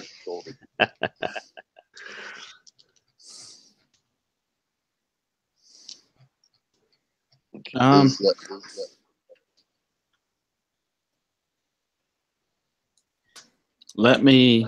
Since you saw it, I can send you a picture of exactly what you saw. Since the other two that see it, they won't get a picture.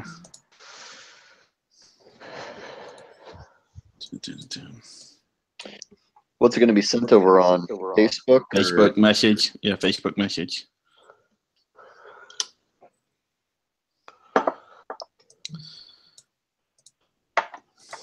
All right, and there's one last room. And this is the radio operator's room. Like I said, this door is locked, but it could be unlocked. After you unlock this door, you'll see that a mattress has been lying across the door. I didn't get the picture. It should be in message requests. I accepted your request, but it didn't pop up. All right, I might resend it.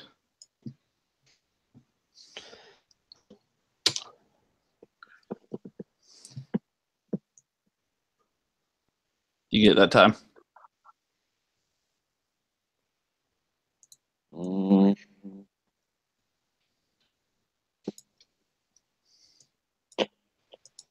No, you want me to just look up Cyapod on Google? Let me.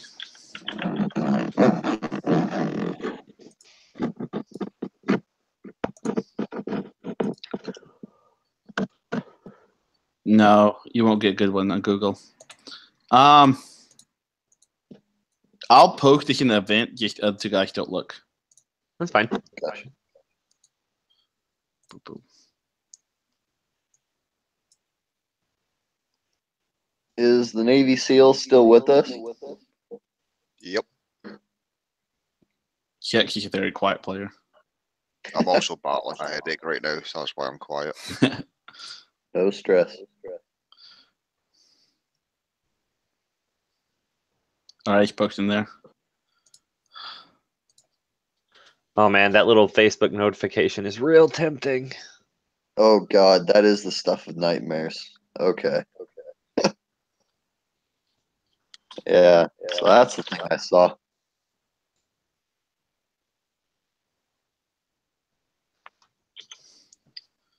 Is there any way to delete a Facebook post? So then, no peeking. It's a good idea. I deleted it. Oh gosh. Yeah. So I'm still looking over my shoulder, smoking the cigarette. Anything else we see? Like I said, this radio's cabin, the door has been locked. When you unlock it, you'll see that there's a mattress pushed up against, almost as an additional barricade. Okay. You guys want to help me move it? Yeah, absolutely. Okay. So I'm assuming we don't need a strength check. No, you can easily just kind of kick down. You see inside is a mess. Clothing, personal possessions are all flung about and abandoned. Some are bloodstained. And then beneath the bed, since there's no mattress on it, you can see through the frame, is the body of Derelict Lufgren, who is the radio operator, lying in a pool of blood. His eyes are open, and there's a look of terror carved in his face. Make a sanity check. Sanity check. Yep. Just barely. 52. If you fail, 41. roll a D. If you fail, roll a D3. If you succeed, you don't roll anything. Okay, so my maximum sanity is 50. I rolled a 41. My current sanity is 40. You failed. Oh gosh. My guy's just getting scared the shit. Yeah. You'll be able to see that his throat has been cut. There are some lacerations to his torso and arms. Kind of like knife wounds. But hidden beneath him, you'll see is a silver-handled cutthroat razor, which he used to commit suicide. You'll see that he's holding on to a small ham radio, which appears to be what this last distress signal was sent on. And the last distress signal sounded like thumping cannon fire, right? Yep, something being shot. Or really not so much the explosion something being fired, but something big hitting a boat, kind of like a large harpoon thing you saw. Did we see any other harpoons or just that one? Any other harpoon holes? That's the only one that you came across. And you said it was a 90-second loop on the radio. How thumps are on that 90-second? Just one. Just one. But there is a lot more screaming than that. Did it, going back to the harpoon, did it look like there was any kind of rope attached or anywhere a rope could be attached? Nope. So it was just like a barbed spear. Yep. Okie doke. All right. So yeah, like I said, this guy, he appears to have committed suicide with like a really sharp, silver-handled cutthroat razor, and then he also has this ham radio, which is long, out of power, in his hand. So it's out of power because Thomas is wigging out. He wants to call in the cavalry. Well, it's been like 40 years, so yeah, it's out of power. Fair enough. Thomas kind of is hitting the box saying, come on, give me every battleship you have. Yeah. Like I said, no cell phone coverage or anything else here. Okay, if you could just make it to your boat, your radio probably still works. Do you guys want to go do that? Have we reached kind of the top of this? Yeah, you're all the way up. Whatever. Well, there's one more way up, and that'll be the wheelhouse, which is the actual bridge. Is there anything else of note in the room around this guy that obviously committed suicide? He threw personal possessions all over the place, but nothing else. Okay. You guys want to go up to the top, and we'll go all the way down? I mean, we might as well go through the wheelhouse, right? Thomas isn't happy about it. He lights up another cigarette. He's like, okay, but then we're getting back to the boat. We're getting off this hellhole. Okay. Gary's going to kind of turn to the Navy SEAL and ask him if there's anything. This is all bizarre, but there's nothing that seems. I'm trying to think.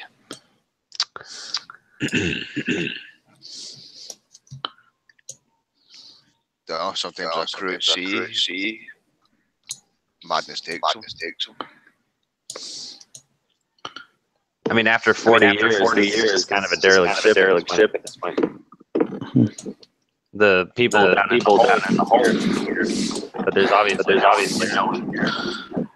By the way, I had one of those Family Guy moments where you said the name.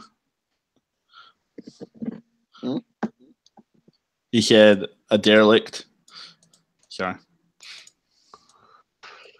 I was like, there's still something here, you guys. I swear there's still something here. I saw it out the window. It's coming to get us. Well, we've got one more room to check, and if that's empty, the ship's clear. Yeah. Let's check it out.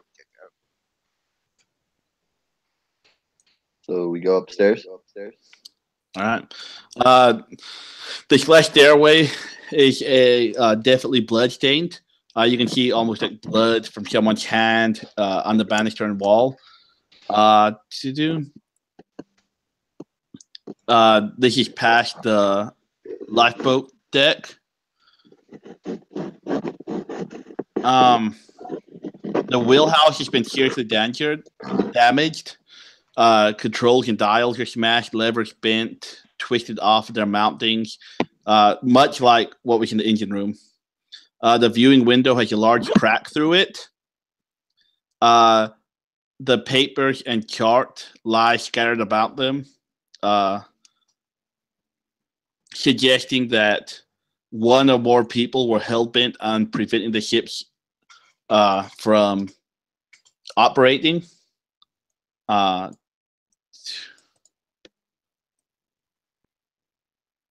And then also the radio room is in similar disrepair, except you can see where the radio officer took the radio and ran down the stairs with it in order to save it. You see that there's traces of blood in the radio room, but not in the wheelhouse.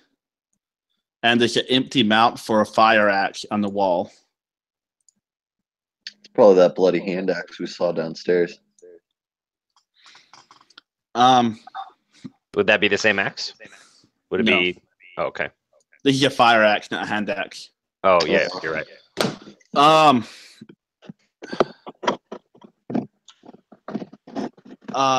Thomas, as you look out toward the iceberg, you're going to see the cephalopod again, but this time you see a great barb in a giant bow he has, pointing it toward y'all in the wheelhouse. So I hit the deck, kind of curling up, start screaming, "It's out there again! It's out there again!" I draw my gun and I'm like shooting randomly over out the window, trying to hit this thing. The other two of you see nothing.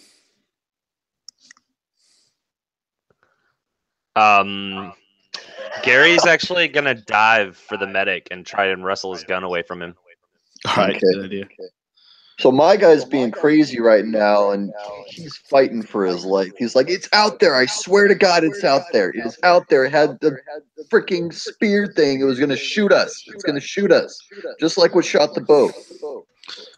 As you dive to the ground, you're gonna hear a giant crack in the glass as one of these giant barbs. I'm saying giant way too much. It's gonna shoot through the wheelhouse, and it's going to take out your Navy SEAL. I told you. I told you. It's out there. I told you. Your Navy SEAL was just way too useful in this campaign, so I have to handicap you. Kex, would you like to describe how this harpoon, large glassy crystal thing, just destroys you? Of course. He opens his mouth to say something, and just as he does, the window shatters, the bar comes in straight through the mouth, out the back of the head, flinging him across the room and pinning him to the wall. Yeah. And as the two of you kind of turn around, you see this giant barb, like the other one you saw, stuck in the wall, pinning your previous ally. And I see this. You see the barb, yeah. Yeah, I'm screaming, I told you, I frickin' told you, we need to get out of here.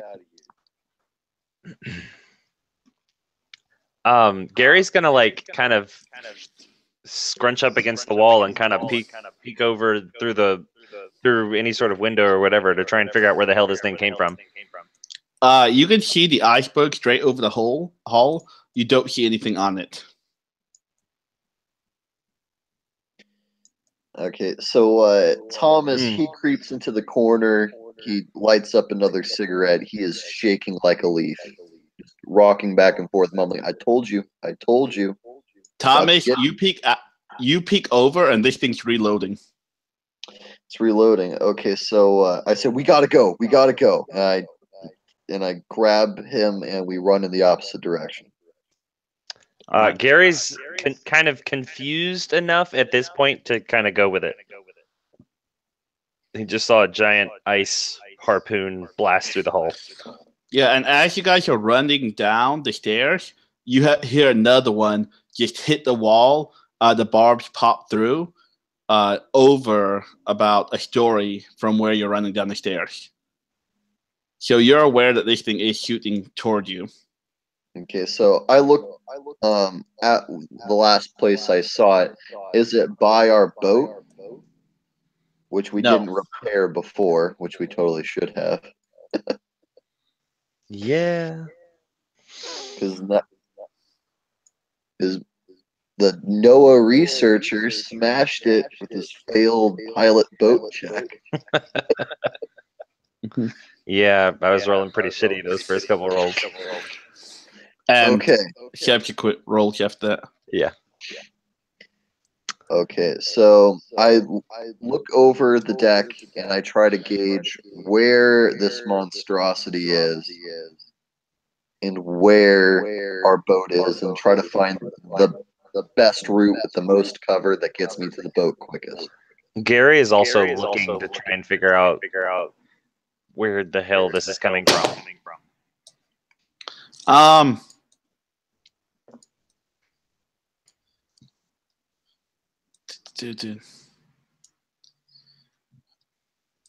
Sorry, I made a mistake of reading text message.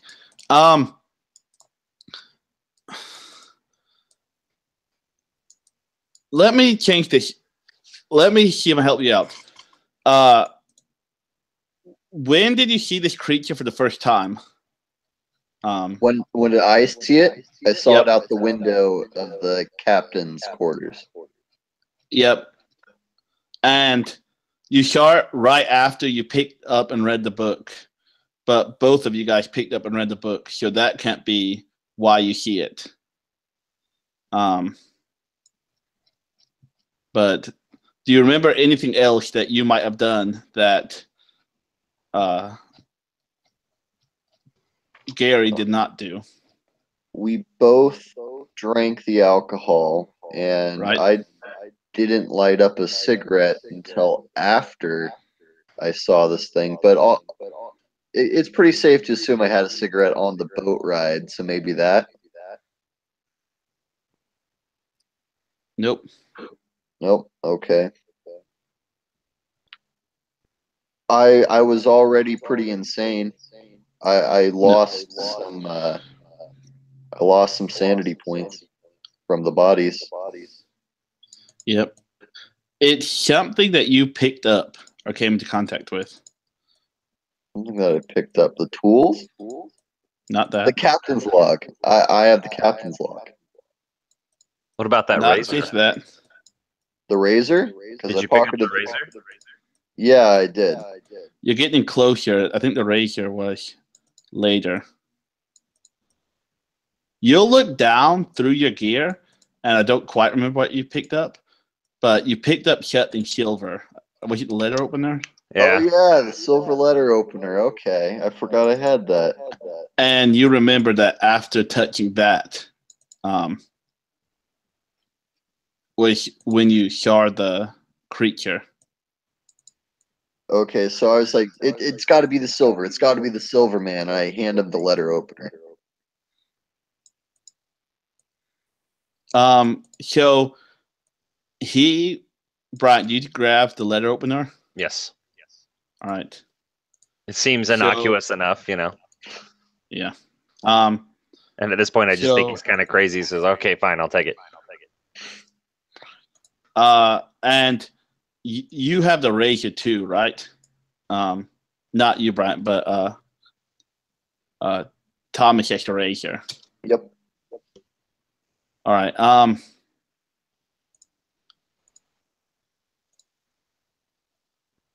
What? You now both of you can see this creature who appears to be looking around for you.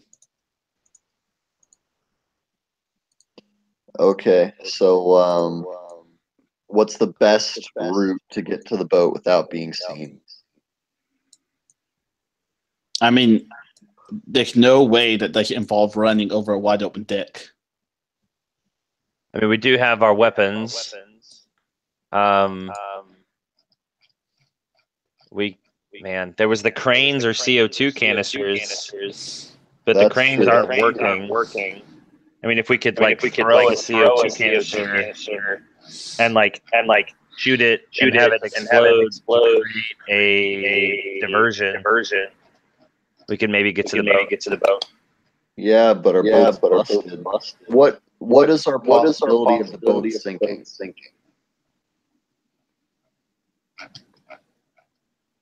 Also, we do have. I mean, your boat is still on the iceberg, so. Is there like a hole in it though, or? I just said it was badly dented up. Okay. So yeah, you want to do that? We'll run into the kitchen. Grab a full CO2 canister. It's 300 pounds. We both are probably trying to roll this thing out. Or we can figure out a way to place it somewhere and have it explode. I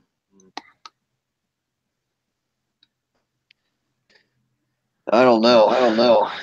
What if we chuck the Molotov somewhere, having that glass break and that explode could divert its attention, I guess, while we try to run across the deck. Does anyone have? Does anyone have like an engineering or likewise? You guys have at least chemistry, right, or physics? I have heavy machinery. I have heavy weaponry. Heavy machinery would allow you to drive a crane or any other vehicle you found. The forklift. Basically, yeah, forklift, crane. Also, you guys will know the CO2 tanks. They can be shot like if you jerry wig them, so the compressed air, they turn into a projectile. You also do know that you can suffocate on CO2 if too much of it would be released in a single area. So if we could trap it in a room with one of those that we've opened up. Does it look like we can lure this thing? Have we seen it move at all? Or is it just been stationary? You see that it will hop in one leg, but its move speed is slightly slower than y'all, probably. What do you want to do, Gary? Thomas is still wigging out.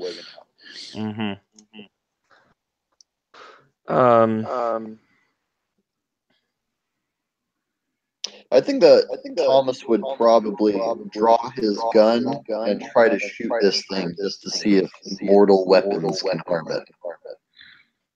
It's worth a try. I mean, Gary's got his sidearm as well. Do you want us to roll to see if we hit? Actually, Josh, should I have made a sanity roll when once you start, I can see the that'd be creature? good. Okay. That is going to be a 40 out of 60. Or out of 58. 40 out of 60. So you failed. You will lose. Just roll a d8.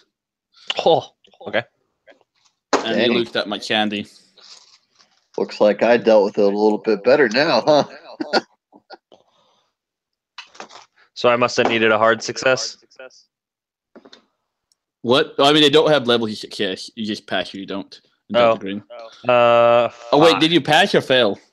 I got 40 and my sanity is 58, so I passed. Oh, so you passed. So never mind. Sorry, I heard that wrong. You will only lose a d4 candy. Okay. So you just cut what your own d8 in half if you already rolled it. Okay. Round up. Oh, yes. I got a 5, so it'll be 2 or 3. It would be, let me see, 3. Okay. 5 and 6 are 3. Gotcha. So you'll lose 3 candy, but you'll be focused. You're more worried about survival than going crazy. Okay.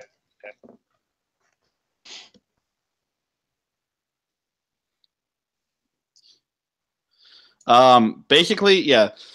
This is a huge prehensile web-foot creature. Its upper body is humanoid in appearance, 2 arms with webbed hands, and an oddly shaped head containing a single eye above a large mouth. Its flesh is pale white. The underside of the foot is gray and stony gray color, allowing it to be almost like camouflage, looking like a large lump of rock. Silver. When you're in contact with it, you can see it.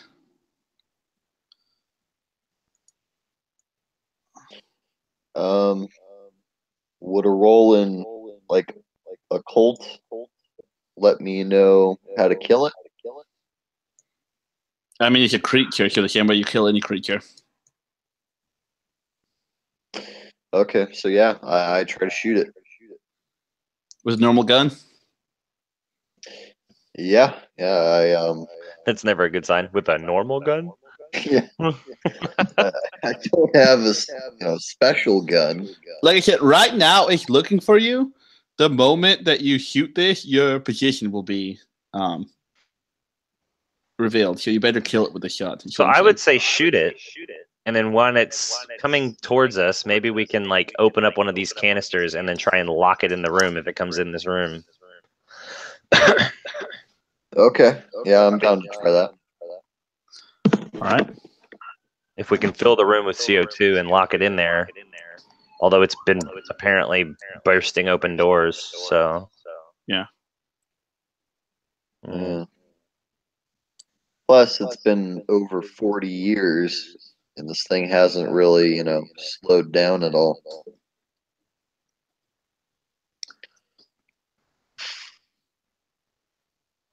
Yeah, these things about 3 times your size, so about 15, 20 feet tall. Dang.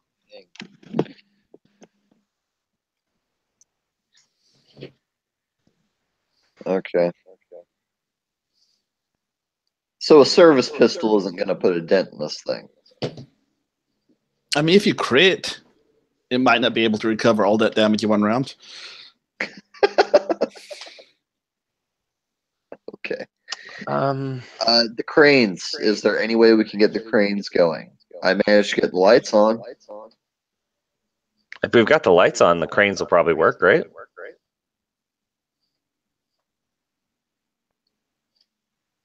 I mean, maybe we could. He's contemplating how benevolent he's going to be.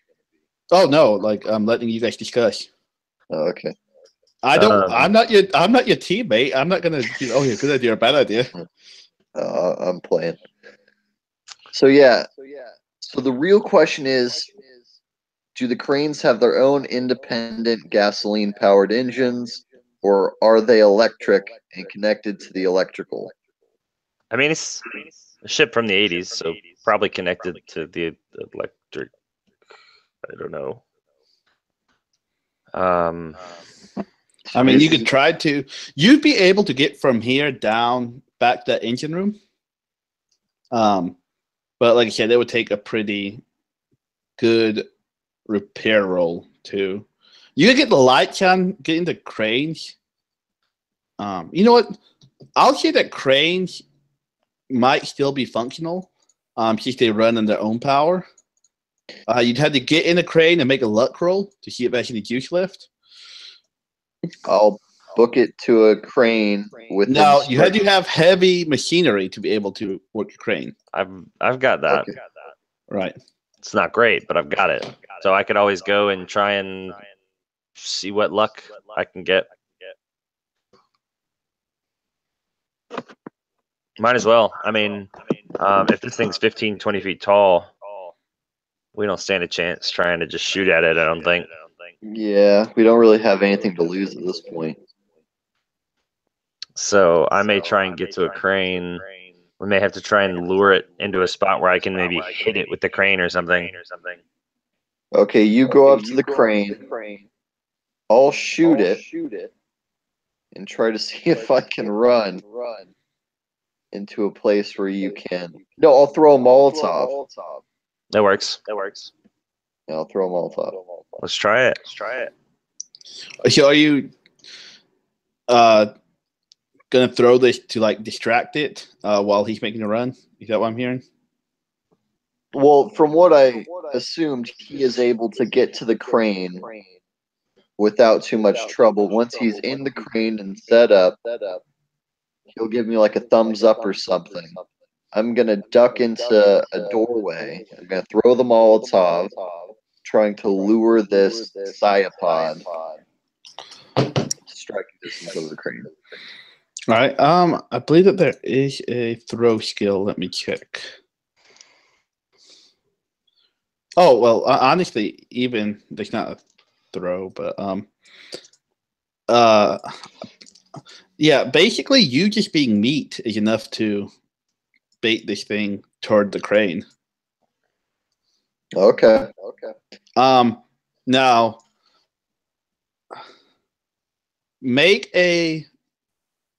if you're gonna make this run toward the crane, make a stealth roll or dex roll, or just make a dexterity roll, and I'll roll its awareness against you. Dex roll is going to be an 87. So as long as you don't fail, you'll be fine. Oh no, I failed hardcore.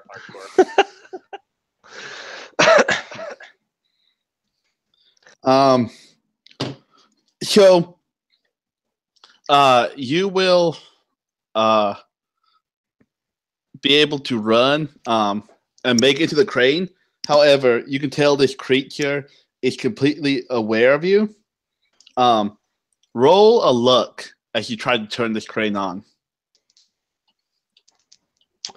Where's luck again? Just roll under 50. Under 50. Come on, baby. A 1.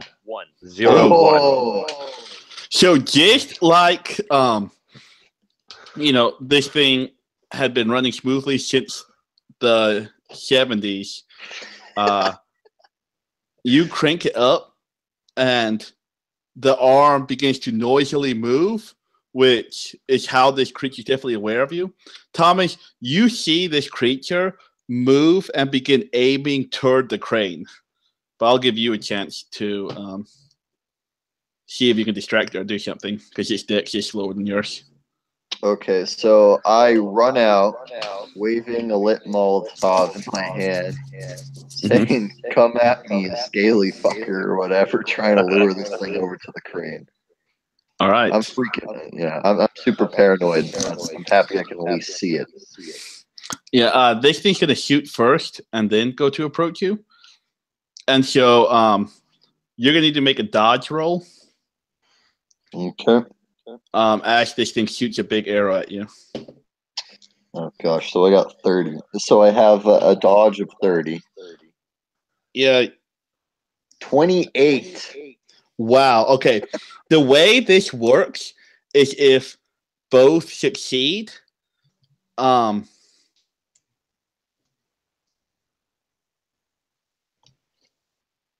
You die. no, you don't die. Instead of having like hard or critical or anything else, I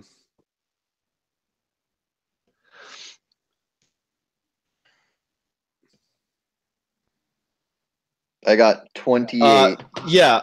So whoever rolls higher and it's still a success, I rolled 27. So you succeeded by 1 point, and so you're gonna be able to dive out of the way, and now you're just kind of on the ground. This creature is moving toward you. Okay. I throw the Molotov, and I pray that Gary is able to sideswipe this thing. All right. So this is, I assume, the heavy machinery roll.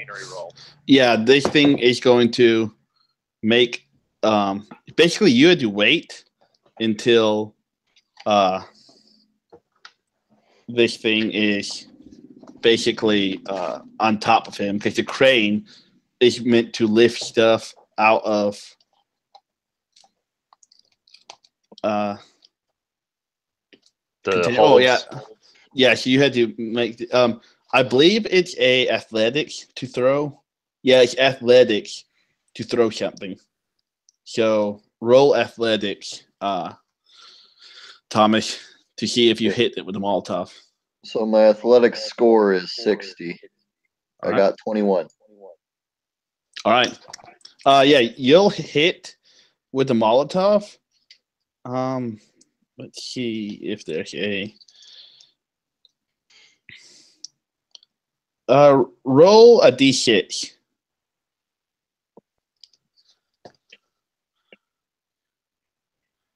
4. All right, it will take 4 damage. You see it kind of burn and turn its white and gray skin black.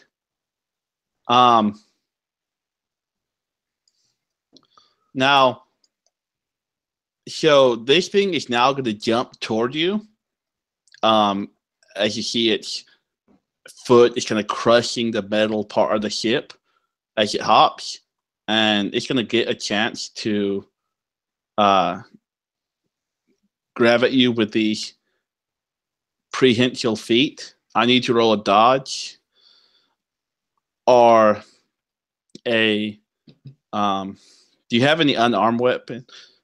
Dodge makes the most sense because you probably want to fight this thing back.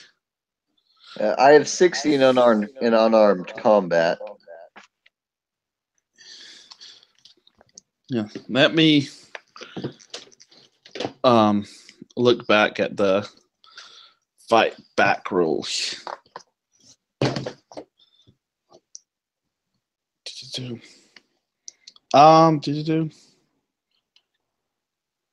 All right. You can use unarmed or a melee weapon roll to kind of defend yourself as this thing's jumping toward you. Okay, so I don't have any training in melee weapons. I do have training in unarmed combat. Yep. Would I be able to use the straight razor as unarmed, or would you consider that melee? You could try. Maybe you think that the silver is its weakness. Oh yeah. So I'll take the silver letter opener and I'll do like an unarmed attack with the letter opener, trying to stab at this thing.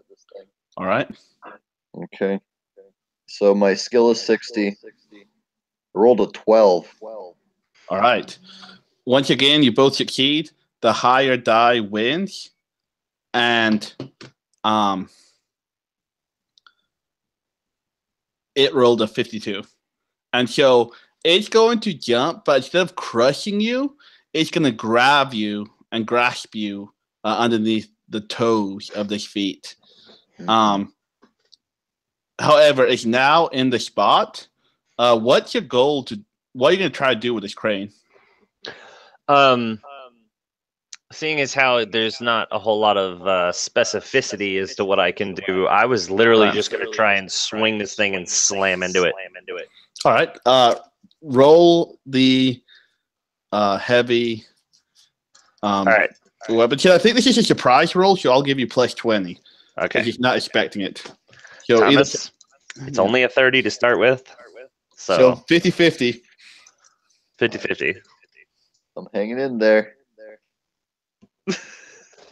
Oh, jeez. I just got a 99. All right. Critical fail. You'll see that these are meant to pick up cargo, not to be used as what do they call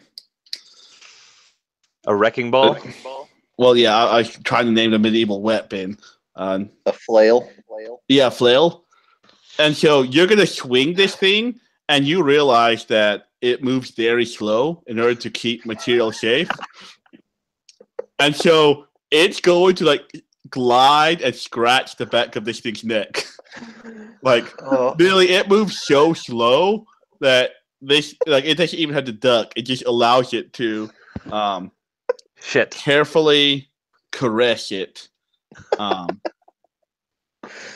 Use a crane to just caress the back of this monster's neck. Give it a nice meanwhile, I need you to make a strength roll to try to not be pulverized. Me? Yeah, by this creature's toes. Okie doke.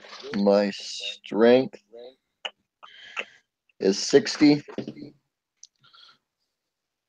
40. All right. Once again, you both succeed. It rolled 43.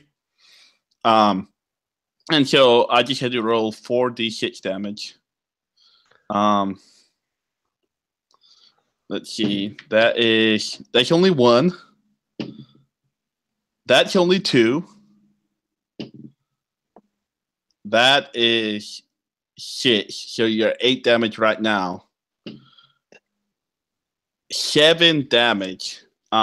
So they think of it slowly, like torque its toes, crushing you. However, it's only going to do 7 damage to you. Does that kill you outright? No, I got 6 left. I had a base Nice. of 13. So it just feels really bad to you. I'm trying to see if there's any type of rule that if feels real bad, man. If it hits you for like half damage, you have to make a con save or something, but I don't see that rule. So you are like you're not having fun, but kind of like a boa constrictor, you feel this thing slowly crushing you. You hear your bones cracking. You feel your body empty itself of all liquid and solid and gas material. You poop yourself. Yeah. However, you're not quite dead yet. Okay. Can I stab at this thing with my letter opener? Let's see. You're wrapped up by this completely. Okay. And so seeing this, can I jump out? Yeah, go ahead. it's your turn. No, it's your turn. I was saying, I mean, this thing's turn is squeezing him. So, go ahead. I assume I hear him yelling and screaming as he's being crushed to death, and and he is still yelling and screaming, showing that he's not dead yet. Can I jump out and try firing at this thing? Yeah, with my pistol. Yeah. Are you going to be totally outside the crane, or are you like leaning out of the crane taking a shot? I think at this point I'd be getting out of the crane because it obviously is not ideal. All right. Plus, I would see him just dying underneath this thing and feel like I need to do something. All right. So I'm gonna fire. It doesn't actually say how many shots. You can only fire one holes. shot. Oh. What type of gun is it? It's a SIG P226. All right. Yeah, the way it works is automatic fire is lethality. It's not like so. If it's not automatic, you just take one shot. Okay. So I'll take my shot. All right. So firearms. Yeah. Firearms is a 60. I rolled a 51. All right. This thing misses the dodge. And so you will be able to shoot it. You can roll damage. What do I roll for damage? It is 1d10. Sorry. All right. I didn't see it.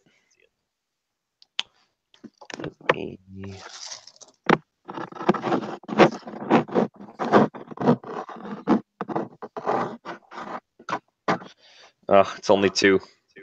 Yeah, this doesn't even penetrate the thick skin of it. However, you do draw its attention, and Thomas, you'll feel it kind of flinch a little bit, releasing its toes, giving you another opportunity to try to escape from this. Okay, and that would be a strength roll? Yes.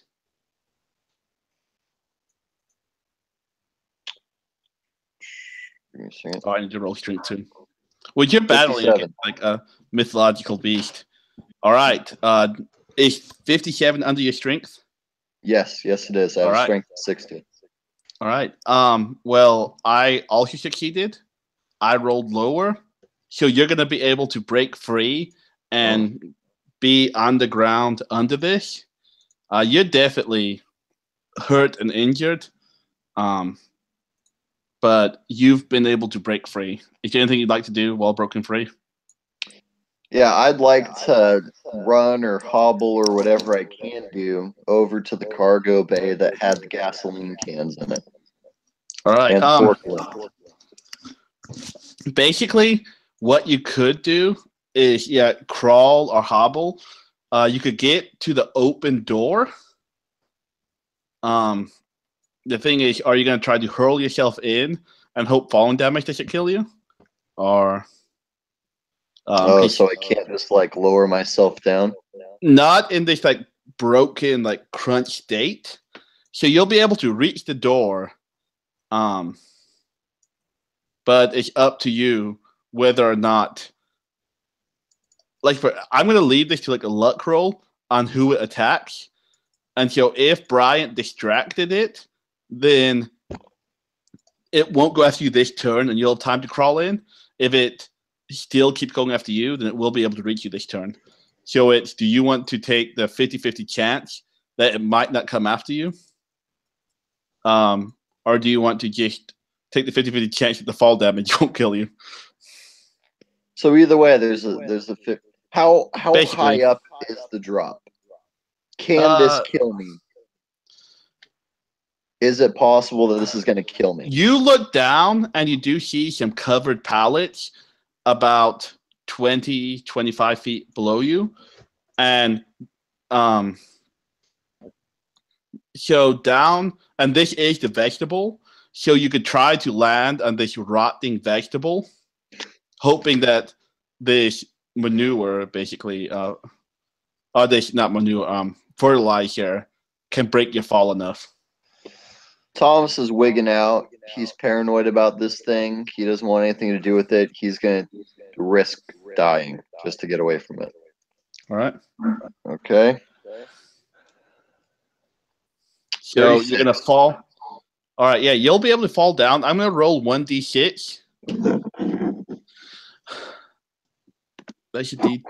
You're going to take 2 damage as you fall down. Now, on top of this,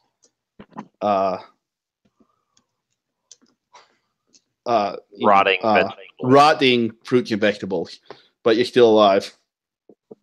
So I'm a medic. Is there any way I can patch myself up with first aid?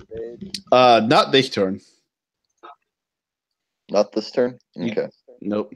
That turn, I let you free yourself, crawl over, and consider committing suicide. Bryant, the bad news? Yeah. This creature is going to come toward you, and you'll see in a single hit, it's going to dislodge this crane. Make a dex save to make sure it doesn't land on you. Come on. Let's see, what's my...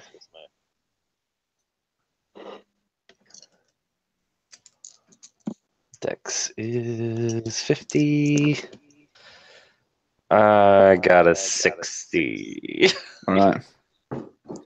So in slow motion, this crane is going to fall. You're not going to take too much damage. That's not bad at all. You only take 3 damage. Okay.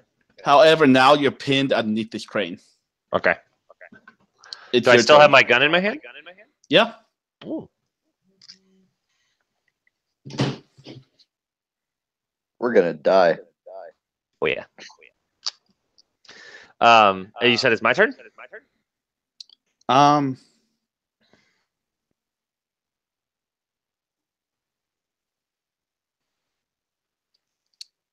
It's your turn. So, in kind of a last-ditch effort, I'm just going to if I have an angle, I'm going to go and fire this thing again. Unless there's a possibility of me breaking free. Or is it too big? Wait, sorry, work stuff. What did you say you're gonna do? So if there's a possibility that I can break free from the crane, then You could I'm gonna make try like and a do that. you could make like a strength roll to try to push the crane. I can't decide. Fuck it. I'm gonna try it. So I need below a 50. That is a 7. Yeah, you're gonna be able to quickly dislodge this. As this creature is hopping toward you, it rattles the deck enough that you're able to push it off. And now you think you can crawl to one of these lower bays, just like your friend did. But once again, you'd had to risk yourself by falling in. Absolutely. All right. I'm half crushed, and this thing is coming after me. I'm going to try and get away. What type of roll did you make, Jacob? Luck. Luck. Okay, make a luck roll. Under 50. 15. All right. Once again, you're gonna fall in this vegetable area, and you'll take 3 damage. Ooh. Okay. I'm still alive.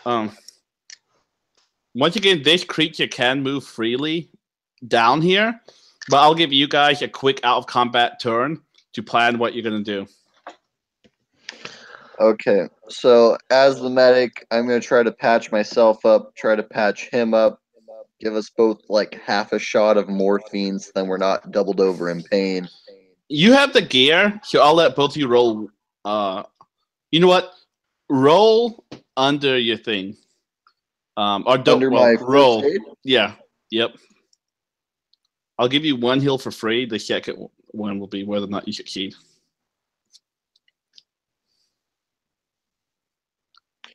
Okay. 39, so I succeed. All right, yeah, both of you, I'll roll D4. I feel real bad about that. I'll roll another D4. All right, I'll roll another D4. All right. You guys will get 3 hit points back. Okay. I rolled a 1, and I'm like, no, I'm not going to be that mean. Then I rolled a 4. I'm like, no, I'm not going to be that nice. And then I rolled another 4, and I'm like, I'm still not going to be that nice. So I took the average between the 3 of them, and it was a 3. That works. This creature, in about 2 combat rounds, about 20, 30 seconds, is going to be hopping down here with you. We need those gas canisters. Absolutely. Is the forklift? You can work heavy machinery. We can Maybe I can pin it. Yeah, we can try a variant. You could like lift up the forks and try to stab this thing with them. Just gun it. Let's do it. Okay. I don't know if the I'm forklift is close enough, but if it is, let's try it. I'll try and distract it and pin it and stab it, and maybe you can try and get the gas while I'm doing that, so we can try and light this thing on fire. Yeah, I'm gonna grab as many jerry cans as I can hold. I'm gonna hang from the rafters near where this thing would come down, so I can douse it with gasoline and throw down my Zippo. Basically, a variant of our original plan that went horribly wrong. All right. So I'll say that you're able to set this up while the creature's coming down. So am I hearing right that you're basically having a flaming battering ram that you're going to try to run into this thing? Yes. Yep, Right. absolutely. I'll say that you're able to get everything lit and on fire. So, Brian, this is going to come down to you. Think like Ripley and Aliens with the like yellow like thingy. I'm gonna try and pin this bastard. All right. So it's going to be your heavy machinery against this thing's dodge. Okay. Intense. Come on.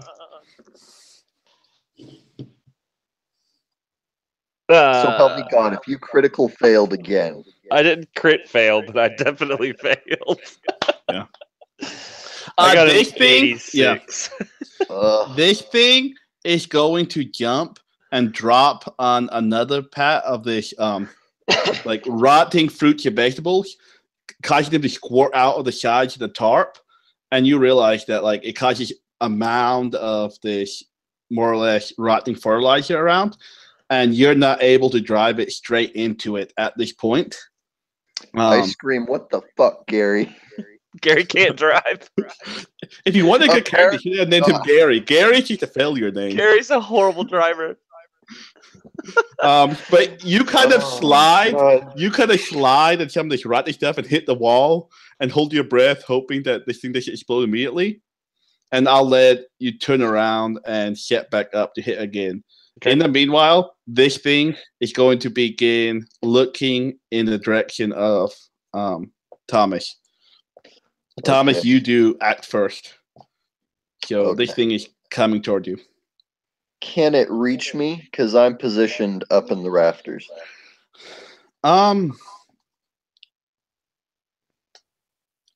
It's tall enough to be able to reach up. So yes. I'll say that you could probably run and get away, so it couldn't reach you this turn, or you can stay and try to avoid it, knowing that if it's busy with you, it'll be distracted. So basically, I'm giving you another risk chance. Either you run away and you're definitely safe, or you stay there and you have to dodge this thing's attack. But if you succeed and survive, Bryant will get a plus 20 for his roll, making it from like a 50% chance to almost a 75% chance. Okay, so obviously that's the smarter choice, but Thomas is wigging out here, so I don't want to be too meta. Okay. Is there any way I can run and shoot this thing as I'm running to distract? Yep.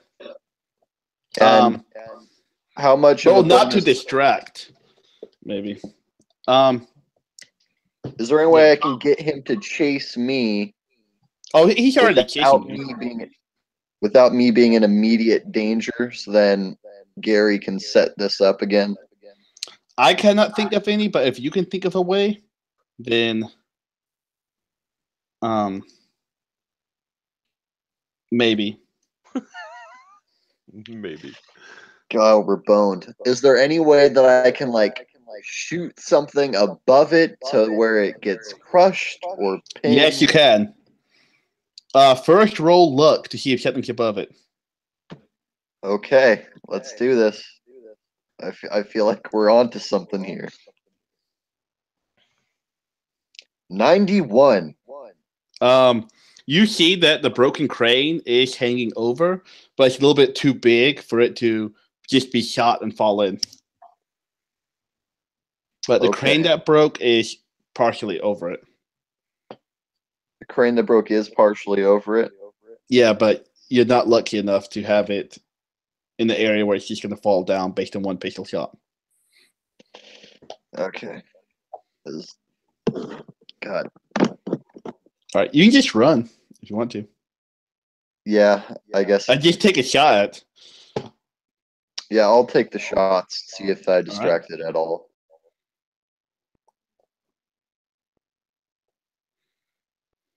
Okay. 27 and my firearms is 40. Yeah, you'll hit it, roll damage.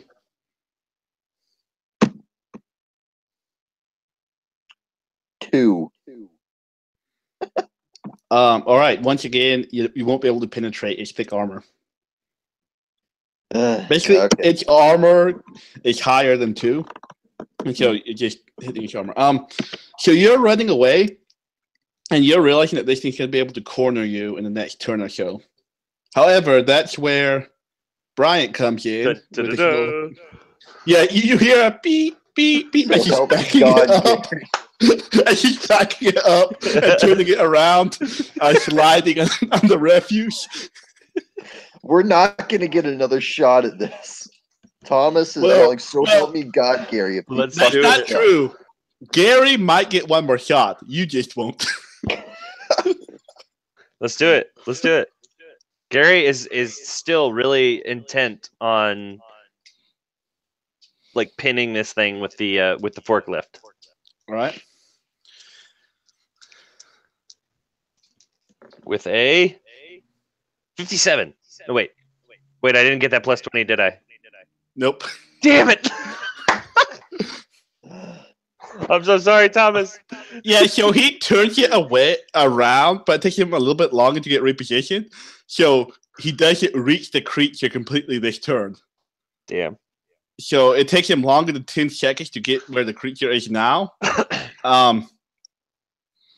Well, the bright side is no matter what, he'll get the plus 20 this time.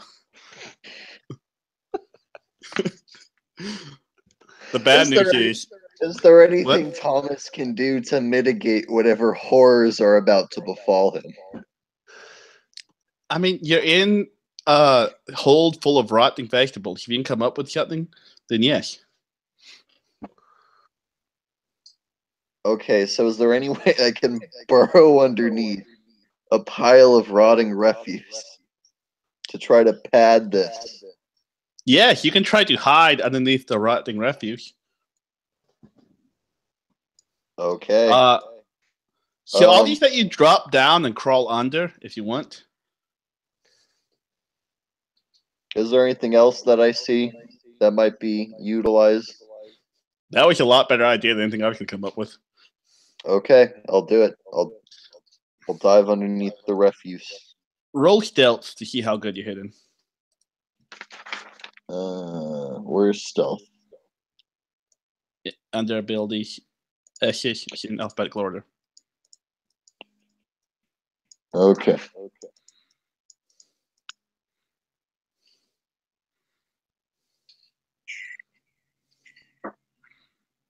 Critical success. Nice. Because of that, you're burrowed in here pretty deep. You pick a large pile. It's going to make this roll at minus 40. Okay. So it's attack minus 40. And let's see if I can. I'm going to roll first before I even look at it. Ooh, all right. All right. Oh, man. This is a lot closer than I want it to be. Its attack is 60, and I rolled a 46. So with the minus 40, it would have had to roll under 20. So it's going to jump on, and you'll just feel like a tidal wave of refuge be squished in your direction. However, it's going to miss you. As you hear the sound of pallets snapping underneath. All right, Gary. Now it's on the pallet. Don't you fuck this up, Gary. The only way, yeah. Well, Gary, the thing is that because of the way it squirted out, there's like a mound between you and it. However, you think that it's possible to wrap up off of it and hit it. But that's the only way possible that you'll be able to do this. Gary's and if going you miss, for it. if you miss this 3 times in a row, but you do have plus 20. Yeah. So, unless this kills him instantly, we're screwed. With a what I had a 50 plus. No wait. I had. We're doing heavy machinery, right? Right. Yeah, I had to get below. I had to get below 50, and I got a 71. Golly, Gary. So Gary, you go off this ramp and you miss it. I'm gonna throw these dice away. and now this vehicle is sailing past the creature into the wall. Make a dexterity check, see if you can jump off the forklift. Shit. They should take your license 38. away. My God. I made the dex save. 38. Yeah. So you'll be able to land on top of this pile, tarp.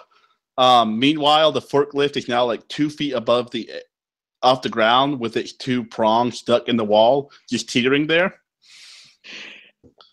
Well, there goes literally our last option.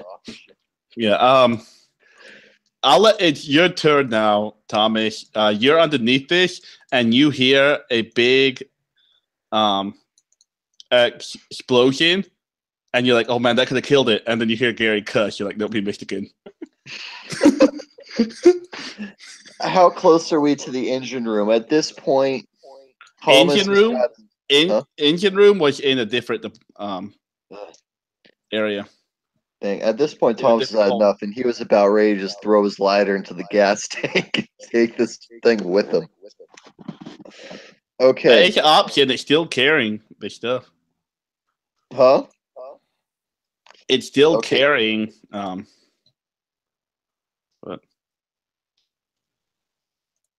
I'm going to take off one of my socks. I'm going to stuff it into this jerry can.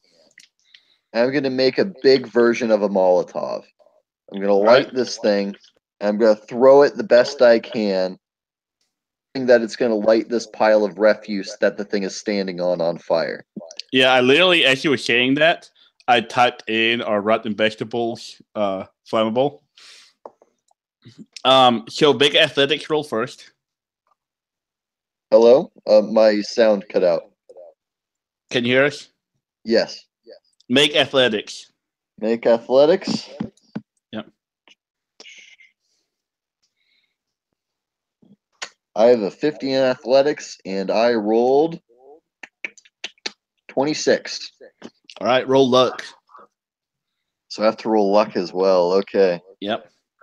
To see if veggies can ignite. 40. Yeah, you're going to hit, and you're going to see one of these tarps begin catching on fire behind this creature, and all of this refuse that's squirted out on the ground is slowly catching on fire. This creature is going to get a chance to attack, and it's going to go for Gary, who's uncovered right now. Gary, this thing's going to jump on you. It's going to crit. Well, it's going to just fail. And so it's going to slip on this stuff a little bit, and its toes are going to be about 3 inches from your face.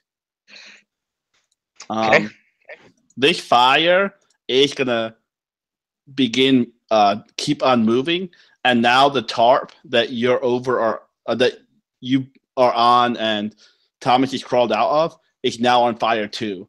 So it's quickly going to light this creature along with it. Okay. What would you like to do, Gary? Gary is going to run the fuck away. All right. What would you like to do, Thomas? Same. He All right. wants nothing to do with this thing. All right. Yeah, you guys can run out the little stairway that brings you back up to the bridge. This creature, I'm just going to fast forward out combat round. This creature is going to feel the heat and feel the smoke rising up, and it's going to try to crawl out of the hole, but the crane is there blocking it. As you guys are trying to make your way off the ship, this creature is hitting the ship and crane as hard as possible so that the crane will be dislodged. And as he's doing this, you feel the ship moving more and more, unsticking itself from the iceberg. So right about time that you've reached almost the end of the ship, this ship's going to dislodge itself and begin flipping over with the creature in it. I need both of you to make dexterity or make athletics to see if you can jump off the ship and land the iceberg.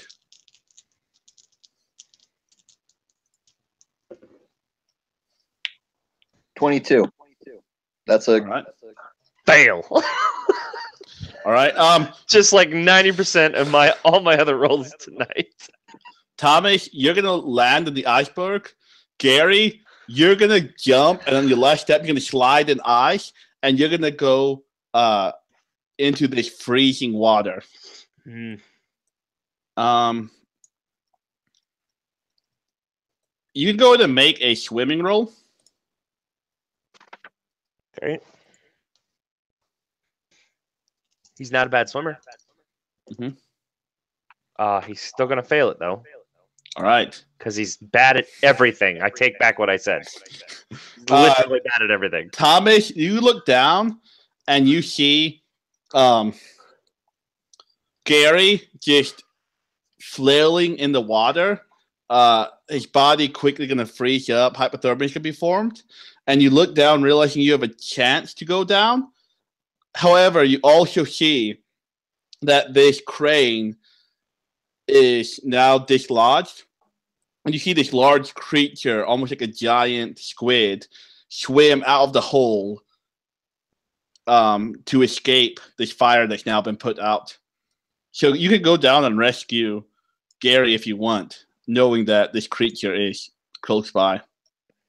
Is there we're on the iceberg, which is where my boat is. Yes, where your boat, only your boat, the boat that no one else came on besides you. No, nobody. No. That's not what I meant.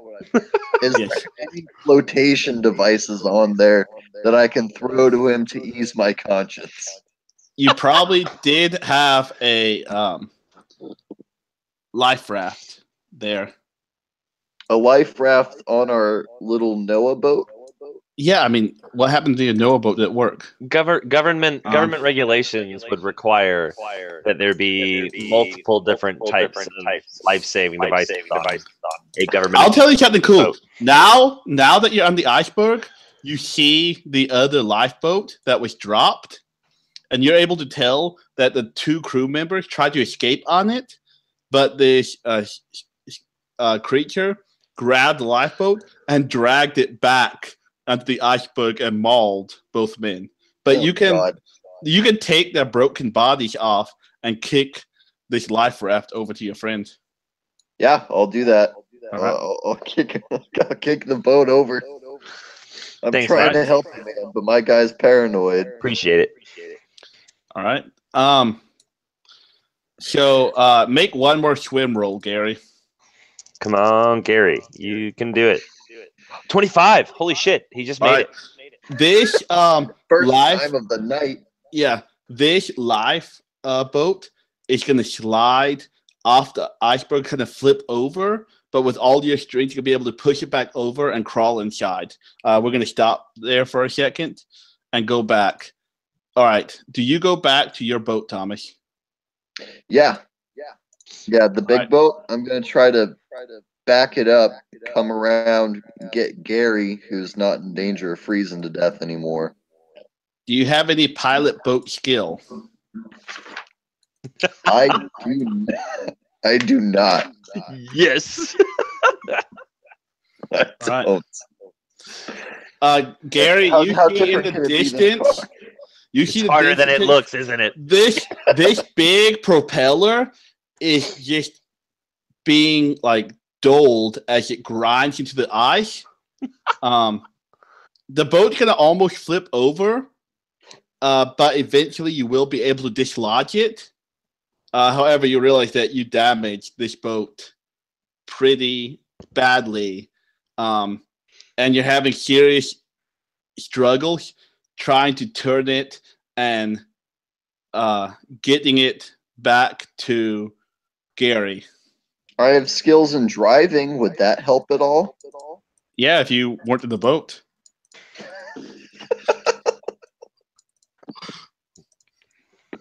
Okay, so I'm able to get this boat off the iceberg. I scratch Yes. up the paint. Yes. I go around. I try to pick up Gary. Okay. Gary's half frozen. Yeah. Here's the issue with this.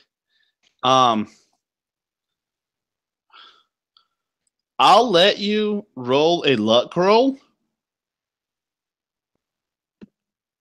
to see if you can just guide this boat close enough to Gary.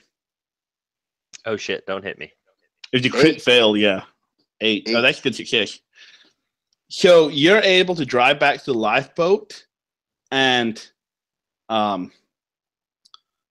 hoist Gary up into the boat. As you lean down, you notice this large tubular creature is still swimming down below you. All right, Gary.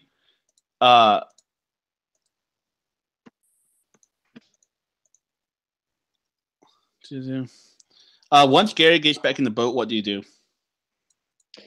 I pull him onto deck. Is he able to move and pilot this boat?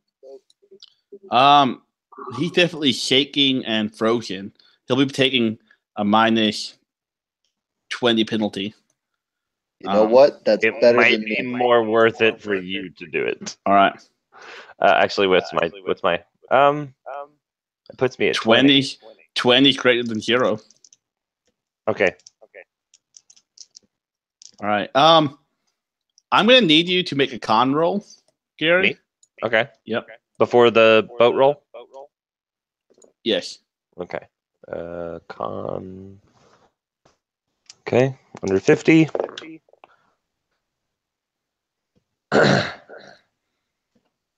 85. All right.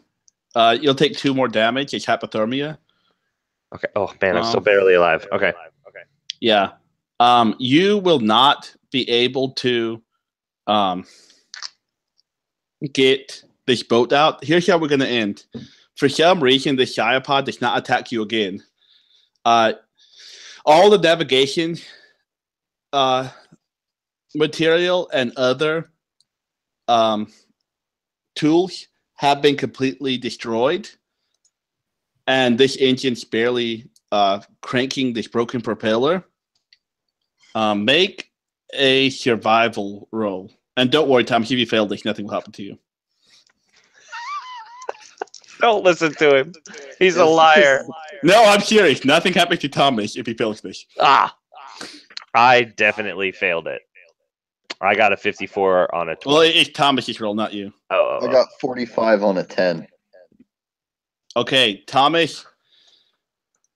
After several long, cold nights at sea, you will be picked up by another Navy ship. Not being able to guide yourself, and this boat died long ago. You kept on moving farther north and north up the Arctic. Sadly, the already frozen and nearly dead Gary died long ago while lost at sea. May God rest his soul. Mm-hmm. the Navy are going to find you in a nearly catatonic, fugue-like state. And you don't remember anything that happened. Okay, so I'm basically just, nonverbal rocking back and forth. Yeah. You're a vegetable. You will get better because fugues, go in and out. So after you get some warm and hospital treatment, you will recover.